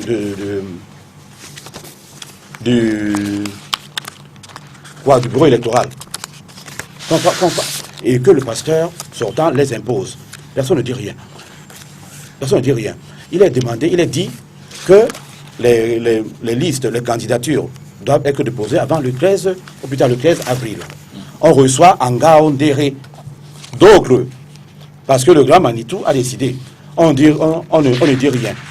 Quand on parle de Van Nord, et on a payé tous ces noms-là, les Taman du tout le reste là, ils ont perdu les élections dans ma région. Ils sont retrouvés au sommet. Autant d'irrégularités. On a parlé de la dame dont je tais le nom, qui s'est retrouvée dans ma région, de ma région, mais qui s'est retrouvée dans la région d'une CAP. Non, il n'y a pas eu, le CAP n'a jamais eu plus de 13 délégués. Il y a 5 membres du bureau et 4 délégués. 4 délégués, il n'y a pas eu plus. Alors, c'est une histoire, nous on est allés au tribunal au cours de la tricherie. Et autant vous le dire, l'Église, qui lise le rapport du président, nous sommes au 40e procès de l'EEC. Nous sommes environ au 23e procès de l'EEC. Et vous vous en réjouissez? Ah! Alors dites-moi, comment tu en es... Non, je suis content que... Quand tu, je suis content que tu le fustiges, que tu le déplores. Oui. Je suis content que tu le déplores. Et tu sais pourquoi nous sommes au tribunal, n'est-ce pas? Oui, et tu sais ce que un de tes frères, un de nos frères, m'a dit que vous êtes allé au tribunal parce que vous avez eu le sentiment que s'ils prennent les affaires en main, c'est pour couper les têtes. C'est-à-dire pour régler le compte de tous ceux qui n'ont pas élu pour eux, qui n'ont pas voté pour eux. C'est ce qu'un de tes frères, un de nos frères m'a dit. Ça se dit, ça. Beaucoup de choses se disent. Jusqu'aujourd'hui, beaucoup de choses se disent. Moi, on m'a proposé, mon frère, de tomber l'affaire. Parce qu'on va me donner une place sous le soleil. Oui. Alors, oui, mais je n'ai pas accepté. Non, ceux qui t'ont proposé ça, toi tu le sais. Tu peux me dire, quel est le cadre que nous avons mis en place où nous devrions voir ce problème? Qu'est-ce qui peut avoir expliqué que nous allions... On a mis des sages qui sont à la solde du président parti. L'affaire... Tu le sais, non? À la solde du président parti. Qui est parti, tu le sais, non? Parce que toi et moi, nous ne pouvions pas nous retrouver. Oui, mais alors, il faudra demander, hein. Il faudra demander. Quand nous sommes rentrés, ton collègue est là. Quand le militaire lui a dit, il essaie de le faire. C'est lui qui a été le premier à parler des représailles. Il est assis à côté. Oui. C'est lui qui a parlé des représailles. Parce que c'est lui qui a parlé des représailles. Une question, c'est depuis le déclenchement de cette affaire, notamment devant les tribunaux, est-ce qu'il y a eu des possibilités d'approche des partis, des possibilités de réconciliation? Est-ce que même par SMS, par personne interposée, vous n'avez pas essayé de mettre des problèmes sur la table? Ok. Nous sommes à Bangaté, à Fétom. Le pasteur Priso, avant les élections, le pasteur Priso appelle le pasteur Ndié, en présence du pasteur Ndiansep, et moi à côté. Chacun a un témoin. Il lui dit, Jean-Sam, on arrive à Douala, on s'assoit et on parle comme deux frères. Il dit oui. Le pasteur Priso l'a appelé 15 fois au moins. Le lendemain, il n'a jamais répondu. Alors, pour ce qui est de l'affaire de Ngaoundéré, le pasteur Nguete vit encore. Vous l'aurez au téléphone un jour. Il s'est déplacé pour aller voir le pasteur Priso pour une sorte de médiation. Le pasteur Priso lui a proposé 3 choses. Il lui a dit, vous avez vilipendé les chefs. Et au point où vous avez mis un fossé entre les chefs de ce côté le chef de ce côté et le chef de Yabassi. Alors il faudra le réparer. Il faudra tout faire. Parce que tout ce qu'on a raconté à la télé, on a fait mentir un chef supérieur. Moi, j'ai eu à causer avec lui. Donc, je ne voulais pas le dire pour ça, mais bon, j'ai eu à causer avec lui. Il m'a dit, j'ai compris. Alors, ça me surprend qu'à la télé, ils disent autre chose. Deuxième chose, sur la table. Alors, il leur a dit, vous reparez, vous essayez de rapprocher les chefs pour qu'on ait quand même une notabilité quelque peu soudée. Bon. Deuxième chose. Qui sont les premiers à aller dans les médias? Nous qui? C'est le camp d'en face. Médias, télé, télé, radio, partout, réseaux sociaux. Il leur dit, il faut demander à vos gens d'arrêter avec ce genre de comportement. Troisième chose, asseyons-nous autour d'une table et discutons. Depuis que le pasteur était parti, il n'a jamais fait. Il a rencontré le président Jean Hus, à qui il a fait ce rapport, le même rapport, en disant que le pasteur nous a posé 3 choses. Mais cela n'est pas possible. Alors, des tentatives de médiation? Oui, non, donc là, il faut dire que les tentatives de médiation, déjà, il faut que le peuple sache ce qui a été reproché. Voici les éléments. Et vous savez où est-ce que nous les découvrons? Non. Quand il commence à avoir des violences et que l'administration territoriale est saisie et que les deux parties vont rencontrer la tutelle, c'est là-bas que nous découvrons quels sont les griefs que des frères ont à l'endroit de leurs frères. Premier grief, les membres de la commission électorale indépendante ont été désignés par le président général seul à l'insu du conseil synodal général. Le rapport l'atteste, le rapport est clair. Et d'ailleurs, eux, ils ont désigné comme le candidat qui ayant remporté l'élection leur représentant. Et le professeur Nicole Clendoko n'est pas du type à pouvoir admettre n'importe quoi juriste de son État si ça n'avait pas été fait. Le deuxième argument, qui propose. Le deuxième argument, le vote par des membres non statutaires et particulièrement des directeurs nationaux. Oui. Il a dit tout à l'heure, quand j'ai entendu quelqu'un qui quitte de sa région pour aller voter ailleurs, vous savez, les directeurs nationaux sont les personnels, pour ceux qui résident à Douala, ils sont le personnel de la direction. Donc, ils participent à leur titre de directeur national aux instances de l'Église. Francis, c'est des membres non statutaires. Ça, les clés sont clairs. Ils n'ont pas le droit au vote. Vous aurez la parole dans une minute. Après qu'on a écouté... L'argument 3 qui est évoqué au Minat, le passage de 4 à 8 délégués d'une CAM. Ces 8 délégués ont été validés. On est sorti de la rencontre de validation des délégués avec le chiffre 8. C'est après, c'est-à-dire après qu'on ait déjà mis le désordre, qu'on vient découvrir ces griefs-là. Le 4e délégué, violation de la résolution du bureau élargi du 30 mars 2017 en acceptant 2 nouvelles candidatures par celle du pasteur Yamoussé et celle de Madame Moussadi. J'ai les copies des dépôts de leur demande. Les voilà. Et les dates précises. C'est pas vrai. Qui ont été présentées effectivement à la ministère des photocopies. 13 avril 2017, 3 avril 2017. C'est des éléments. Nous avons... Nous en sommes ajouté à la main. Nous en sommes, s'il vous plaît. Grief 5. Acceptation de la candidature de personnes non investies par leur paroisse. Et on a cité le cas de la vice-présidente élue. Dans l'Église, vous avez évoqué un certain nombre d'élites. Aujourd'hui, et cela a été dit dans une des réunions, il faut encourager l'Église à se développer dans nos régions d'origine, dans des régions faibles.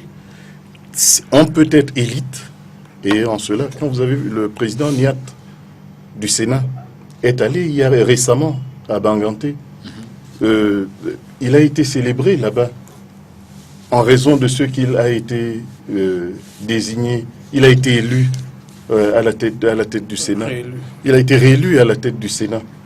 En fait, il est fidèle à Yaoundé, mais il est inscrit à Banganté, où il est ancien d'église.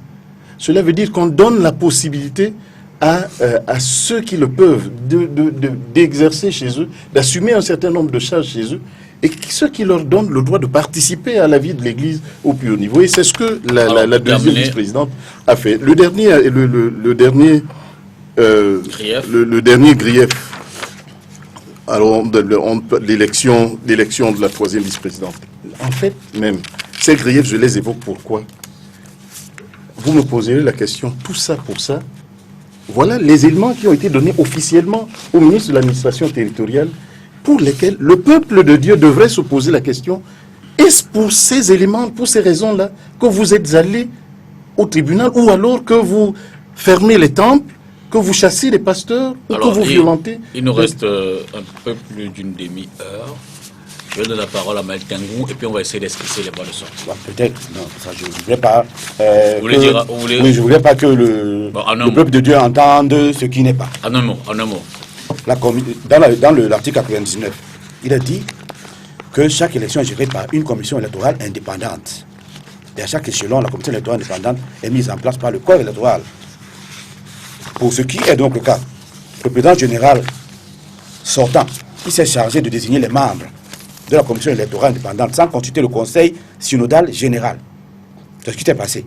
L'hallucination n'est pas collective.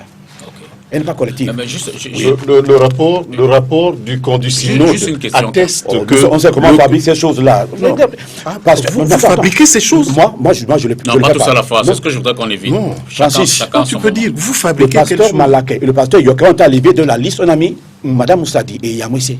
Ça, c'est clair. La liste de qui? Quand tu parles de la date de dépôt de leur candidature, c'est faux. On a ajouté ça à la main. Qui a ajouté à la main?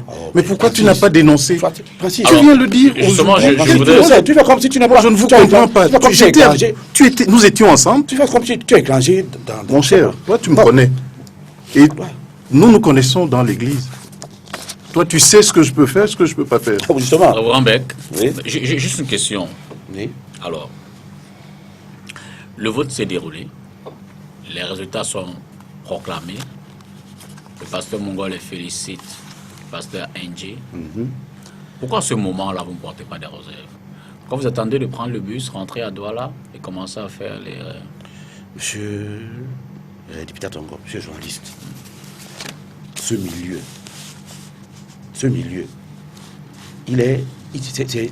tout était préparé. Dès le départ, on a dénoncé. Je me suis levé, je suis allé jusque devant. Le docteur Bongo s'est levé. Quand on décide de couper la parole, le pasteur Bissou a coupé, il demande plus de donner la parole à personne. C'était préparé. Oui, c'était préparé. Alors, quand... Moi, ça me surprend que j'entende que c'était tellement clean. C'était pas clean. Quand on parle de Madame Galé, sa carte est signée du pasteur Mbélec Jean-Roger, qui n'est pas à l'époque... Jean-Robert, pardon. Qui n'est pas à l'époque président de cette région. Elle est venue me voir pour la même signature. Je lui ai dit, je ne peux pas me fourvoyer.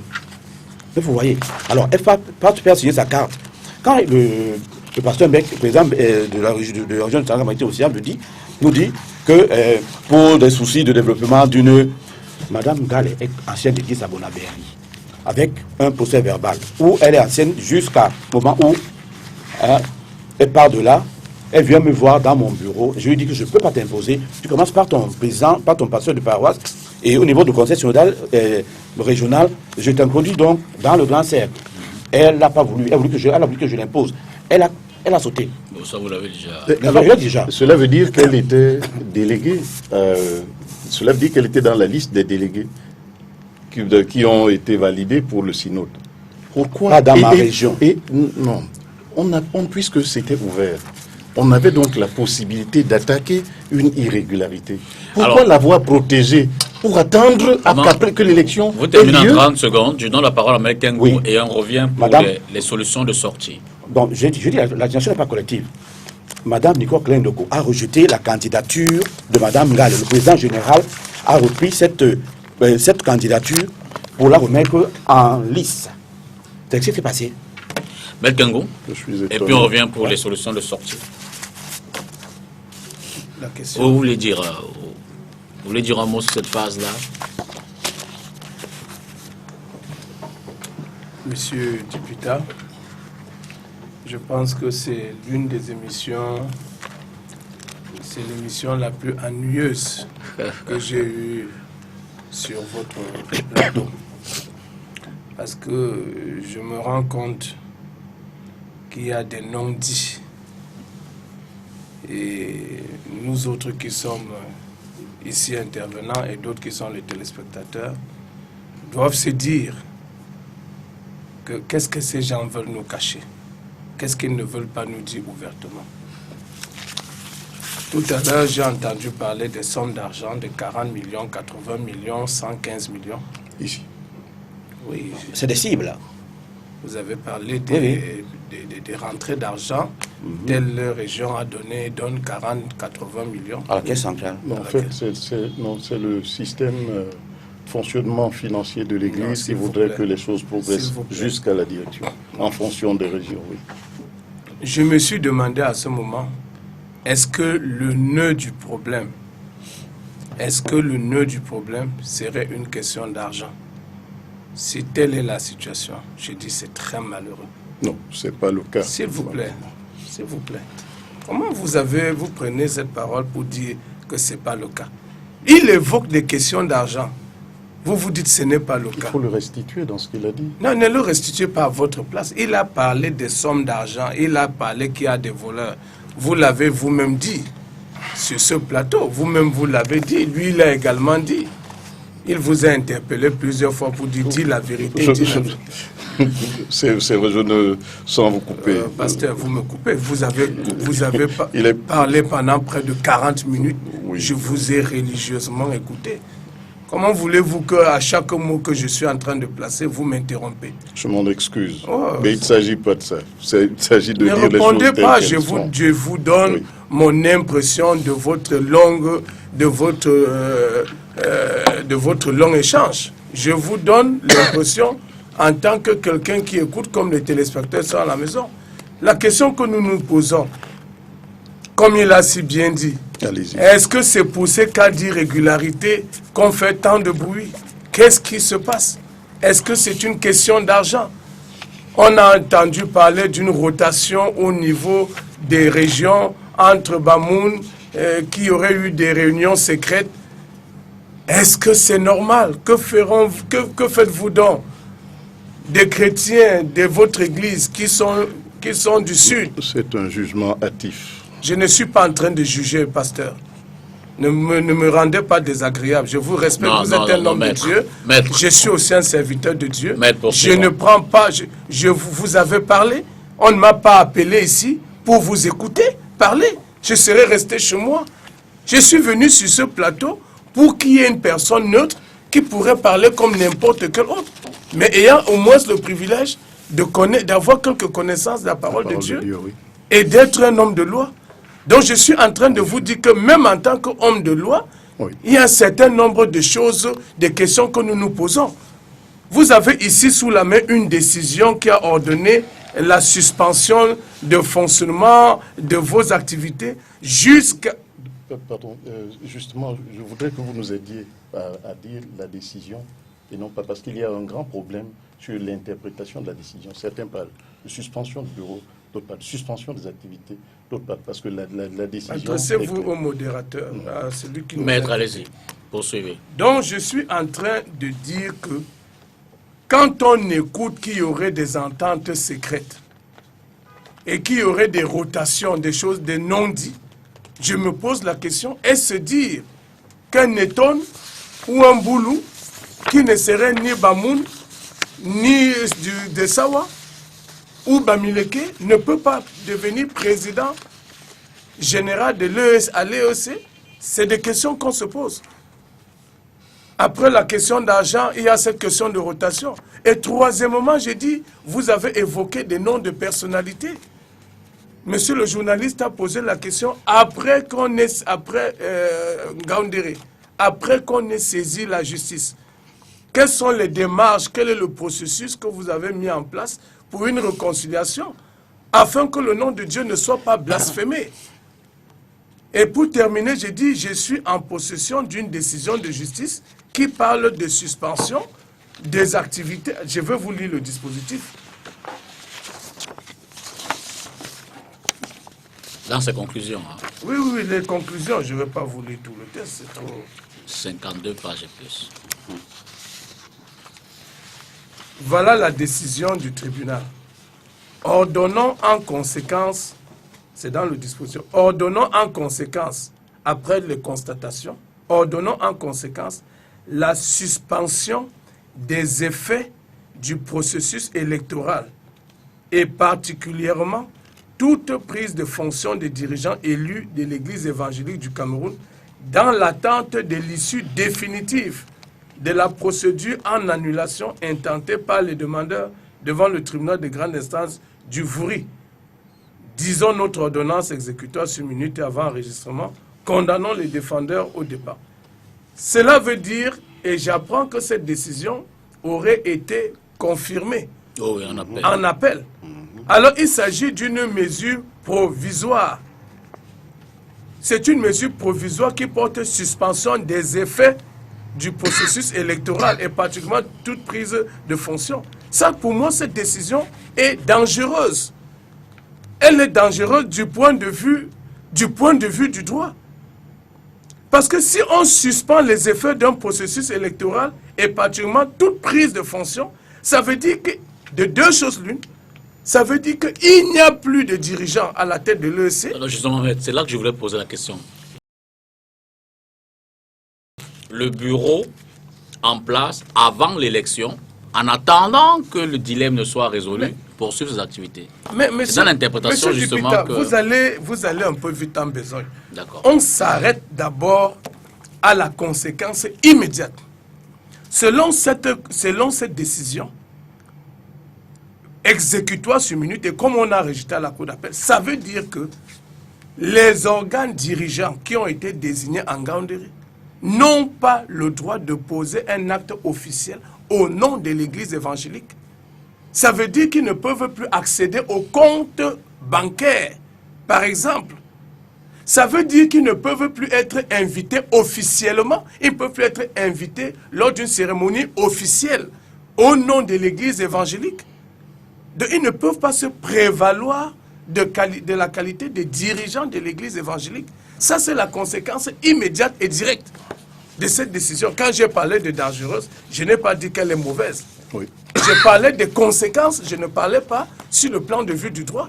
Parce que c'est une mesure provisoire. Elle n'affecte pas le fond en ce qui concerne les organes. Bon, maintenant, que prévoient les textes de l'EEC au moment de ce synode et de ce processus électoral? Est-ce qu'au moment de ce processus électoral, on démet tous les anciens dirigeants de leurs fonctions? Parce que s'ils sont démis de leurs fonctions, cela veut dire que les anciens dirigeants ne peuvent plus poser des actes au nom de l'Église évangélique du Cameroun.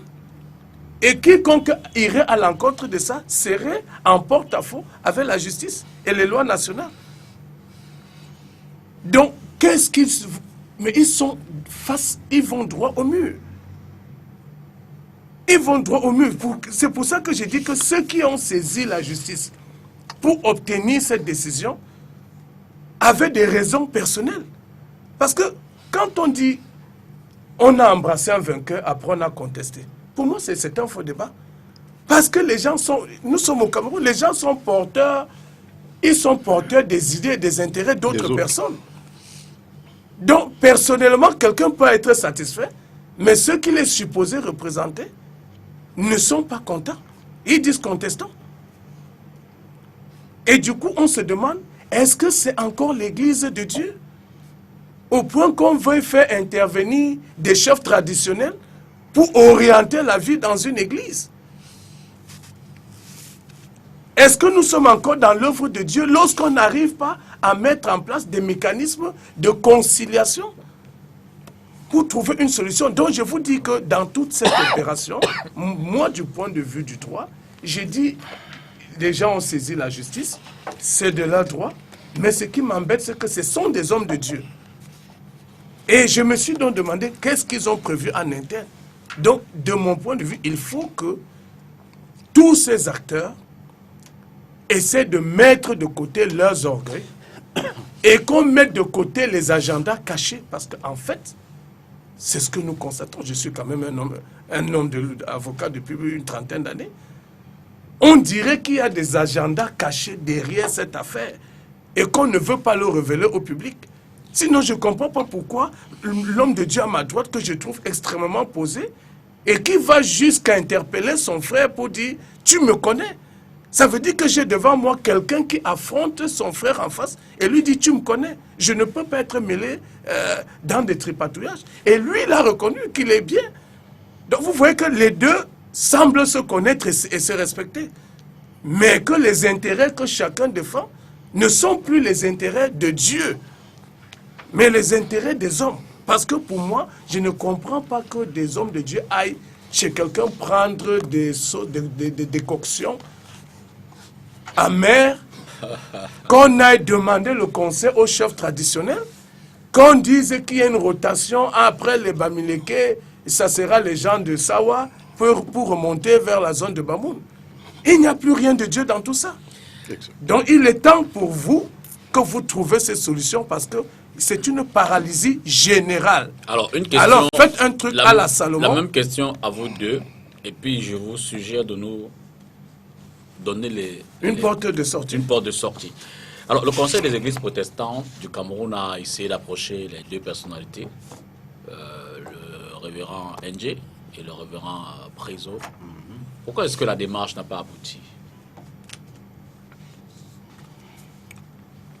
Pasteur Essélo, alors, Pasteur va répondre. J'ai accompagné le pasteur Piso ce jour. Ok. Je ne suis pas entré. Bon, je suis resté là à l'attendre. Il a été appelé par le président Goyek. Et il est arrivé, c'était déjà les travaux. Les travaux avaient déjà commencé. Après les 10 chefs, les 10 chefs des églises. Alors, pour qu'on comprenne, oui. Qui était présent déjà au cours de... Vous dites des chefs, il y avait qui d'autre? D'abord des chefs. Je veux dire, il y a le SEPCA. Hein, d'accord. Le SEPCA est l'ensemble de 11 églises. Ok. Bon, déjà, l'EC n'est pas représenté. Le SEPCA, Conseil des Églises protestantes du Cameroun, oui. Pour la gouverne de nos téléspectateurs. Alors, le SEPCA est au courant de cette décision. Donc, il n'a pas jugé bien d'inviter l'EC. Ce que notre cher aîné a voulu contester. Bon, on lui a rappelé que c'est une décision des chefs d'église du SEPCA. Okay. Alors, le président, donc, le président sortant, celui qui est sorti, le président sorti, M. Goyek, a donc demandé au pasteur Piso de venir au SEPCA. Pourquoi on écoute? On avait dit écouter le pasteur Indier. Et le pasteur Piso s'est donc retrouvé dans le bureau du président général de l'UEBC, le pasteur Jean-Paul Ekoulé-Maka. Le pasteur Indier n'est pas venu. Il a refusé de venir. Ok. Alors, c'est quand on a écouté le pasteur Piso, vers la fin, que le pasteur Kémonier, le secrétaire sorti, il voulait faire appel maintenant au pasteur. Il dit que bon, il va arriver. On lui a dit non, c'est un manque de... c'est un mépris. Alors c'est le lendemain donc que le pasteur Piso a demandé, la pasteur Piso a demandé qu'on lui accorde une audience. Parce que si lui, il expose les faits, on dira que c'est lui qui parle. Il a donc fait appel à notre conseil. C'est ce conseil qui a donc pris la peine d'expliquer aux 10 chefs de l'église présents, de leur expliquer la situation. Et de témoignages que nous avons reçus, le pasteur Eyingé n'a pas sorti un seul mot. Donc tout ce qui était reproché a été quelque peu acquiescé par lui. Donc c'est comme ça que ça se passait. Rambec, oui, le pasteur Indier, pourquoi cette possibilité de conciliation n'a-t-elle pas porté des fruits? Merci. On peut même se poser la question de savoir pourquoi ce n'est qu'une année après que le SEPCA va intervenir. Il était effectivement en fin de mandat et il y avait déjà quelques petites tractations dans les coulisses Alors le cadre officiel a été l'Assemblée générale du SEPCA, où l'Église évangélique a été régulièrement invitée comme membre et représentée par le président général de l'Église, le pasteur Jean-Samuel Ndetoya et des autres délégués qui y prenaient part. Alors la question de l'Église était à l'ordre du jour. Il n'y a pas eu un schéma. Ce qu'on peut dire, c'est que c'est après cette assemblée que se met en place le processus de rapprochement des deux. Les détails relatifs à qui était là, c'était malheureux. On invite mon grand frère, le pasteur, il est mon aîné dans le ministère. D'ailleurs, lui aussi, même si l'ancienneté ne leur a pas donné de s'inspirer à la bonne source pour conduire les affaires de l'Église. Le pasteur Priso y est allé avec un avocat. Il a été entendu. Il va devant ses pairs. Un peu comme si... Bon, c'était une des choses qui nous embête un peu. Il est allé avec un avocat pour s'expliquer devant ses pairs. Cela veut dire que dans une institution d'église, on fait venir des acteurs externes pour venir nous expliquer comment nous devons nous comporter quand nous sommes en difficulté. Pour expliquer les problèmes alors que nous savons que la source du problème, c'est bien la désobéissance à Dieu d'un certain nombre. La source du problème. Monsieur l'avocat, je n'insulte pas votre profession. Le respect de position la du loi. pasteur NJ, pourquoi il n'a pas accédé à cette... Il lui a été demandé de venir. Les communications n'ont pas été claires. Il est resté à l'extérieur en attente.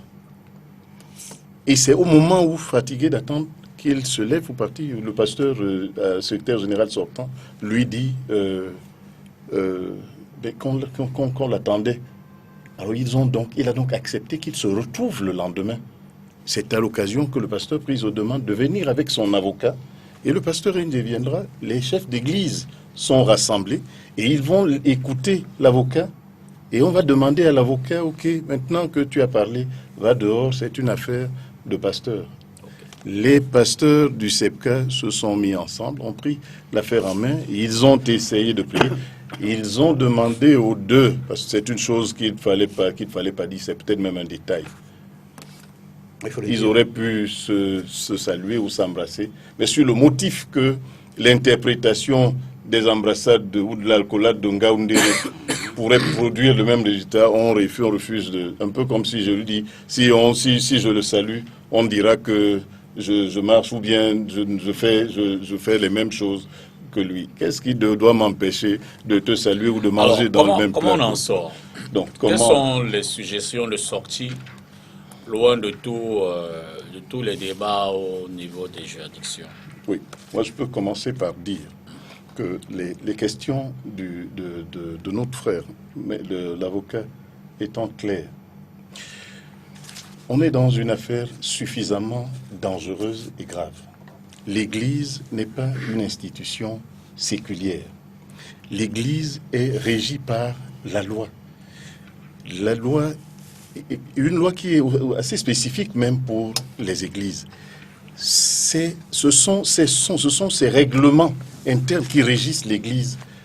La justice, et ça je n'insulte pas l'intelligence des magistrats, mais ce sont les mêmes magistrats qui, en premier, ont été saisis par certains pasteurs au niveau de la région. Les magistrats se sont déclarés incompétents pour se dire compétents plus tard. Dans une question, un peu comme, je prendrai une image qui n'est pas très exacte. La conférence épiscopale nationale.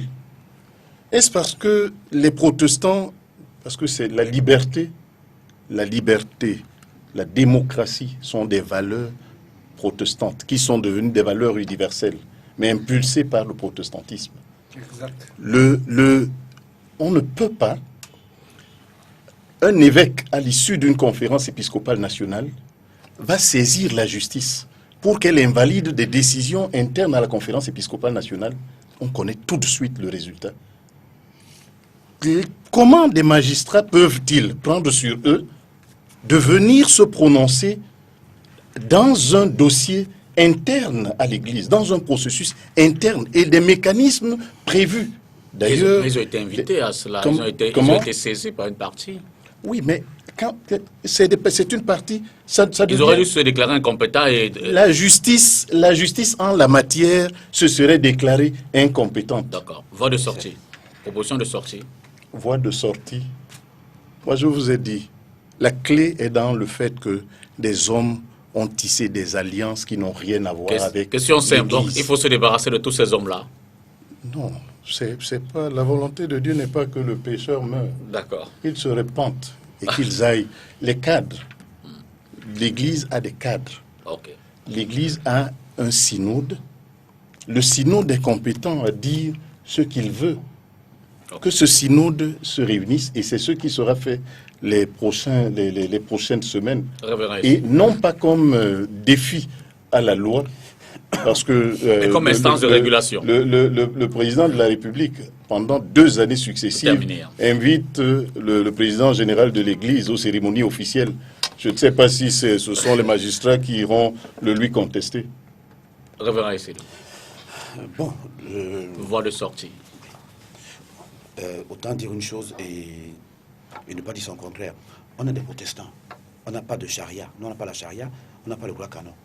Donc si le protestantisme a des valeurs de liberté et de démocratie, ça veut dire que on est en droit de se référer à l'État. Parce que l'Église est dans l'État.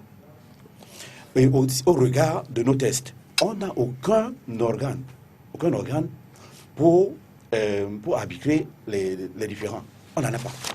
Bon, et même nous sommes plus dans le débat. Nous ne sommes plus dans le débat, s'il vous plaît. Oui. Je suis dans ce milieu. Il faut éclairer le public. Nous ne sommes plus dans le débat. Je suis dans ce milieu. Nous avons les textes, nous avons... Je suis d'accord. Il accepte qu'il y a un flou qu'on a retenu. Proposition de sortie, on a moins de 5 minutes. Oui. Alors, je suis content qu'ils disent que l'Église n'est pas une institution séculière. Alors, quand on parle de séculier, je pense à cette Église qui n'arrive plus à arrimer son existence aux données religieuses. Vous êtes dans une image assez simple. Après le match de football, vous saluez. Alors, mais si vous vous rendez compte que l'équipe adverse a aligné des joueurs qui n'étaient pas qualifiés, vous dites que le match est homologué, vous portez réserve, non? C'est comme ça que ça se passe. Vous savez ce qui s'est passé. Auprès des institutions compétentes. On n'en a pas. Chez nous, on n'en a pas. Tu le sais bien, on n'en a pas chez nous. Donc, alors, il y a des préalables. Il faut un peu d'humilité. C'est-à-dire un peu d'humilité. Quand on va déposer la candidature, là, c'est très normal. Il y a des banderoles, ce qui se passe dans notre église. Il y a les tambours, comme si c'était un mariage. Pour déposer, l'orgueil a prévalu. L'orgueil a été de mise dès le départ. Alors, comme solution de sortie, il faut donc mettre du pied ces préalables et que les gens acceptent de reconnaître qu'ils ont triché d'abord. Dans quel cadre? Non, les faits sont clairs, le dossier est clair. Il y a eu des irrégularités. Pour sortir, ce que je suggère pour la sortie, il a évoqué tout à l'heure un certain nombre de personnalités. Je pensais que tu avais déjà donné des solutions. Je lui permets. Alors, nous invitons tous les fils et les filles de l'Église évangélique du Cameroun. Nombreux ont été induits en erreur. Nous, et ça il faut le dire, moi, je m'humilie et je demande pardon à tous ces hommes et femmes qui nous écoutent, parce que nous étions censés leur apporter. Et le pays attend de nous, le pays est en difficulté, il attend de nous que nous intervenions, que nous prions, pas que nous nous battions. Absolument. Nous devons nous retrouver. La justice ne résoudra jamais ce problème parce qu'elle ne fermera pas les églises. Et l'église n'est pas une institution humaine simplement. La justice n'y fera rien. Les frères vont se retrouver. Merci, les préalables relatifs qu'on se retrouve là où ils savent, dans les temples, dans leur synode. Ok. J'ai des préalables. Bon. À chacun de comprendre ça comme il veut. Alors, ce que je peux ajouter... En 1 minute, hein, vraiment. Oui, il ne me reste plus de temps, s'il vous plaît. Oui, c'est vrai. Je dis, il faut qu'on accepte que, quelque part, on a fauté. On s'est livré à des tripatouillages. Ok, on a fauté ensuite. Alors, je suis d'accord qu'on se retrouve. Et je l'ai dit en son temps, au ministre de l'acte et de l'époque, je lui ai dit, comme je vous le dis aujourd'hui,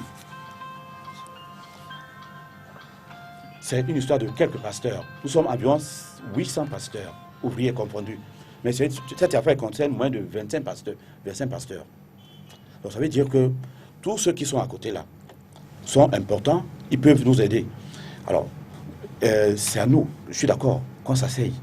Mais comment, quand si déjà... Nous pouvons nous voir déjà dès demain. Alors, c'est terminé. Hein. Proposition directe. Demain, vous voyez demain? On peut se voir demain.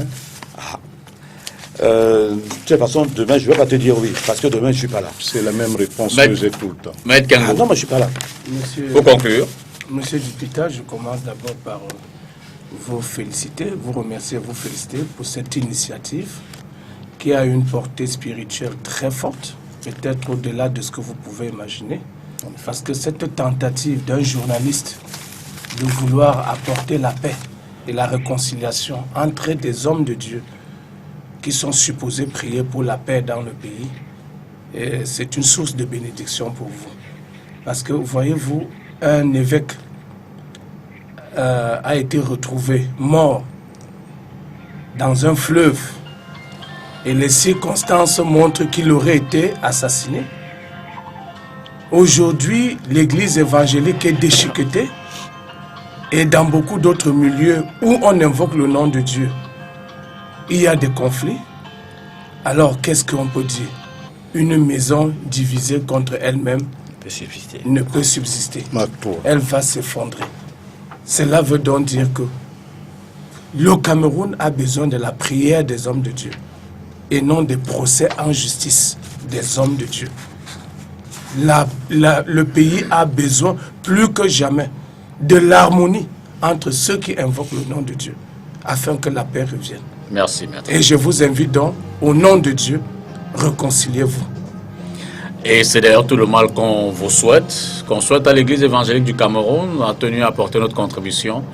La démarche, vous êtes assis ce soir. On vous souhaite de vous asseoir à nouveau demain et surtout de trouver des solutions aux problèmes de l'Église évangélique du Cameroun. Pourquoi pas loin des tribunaux?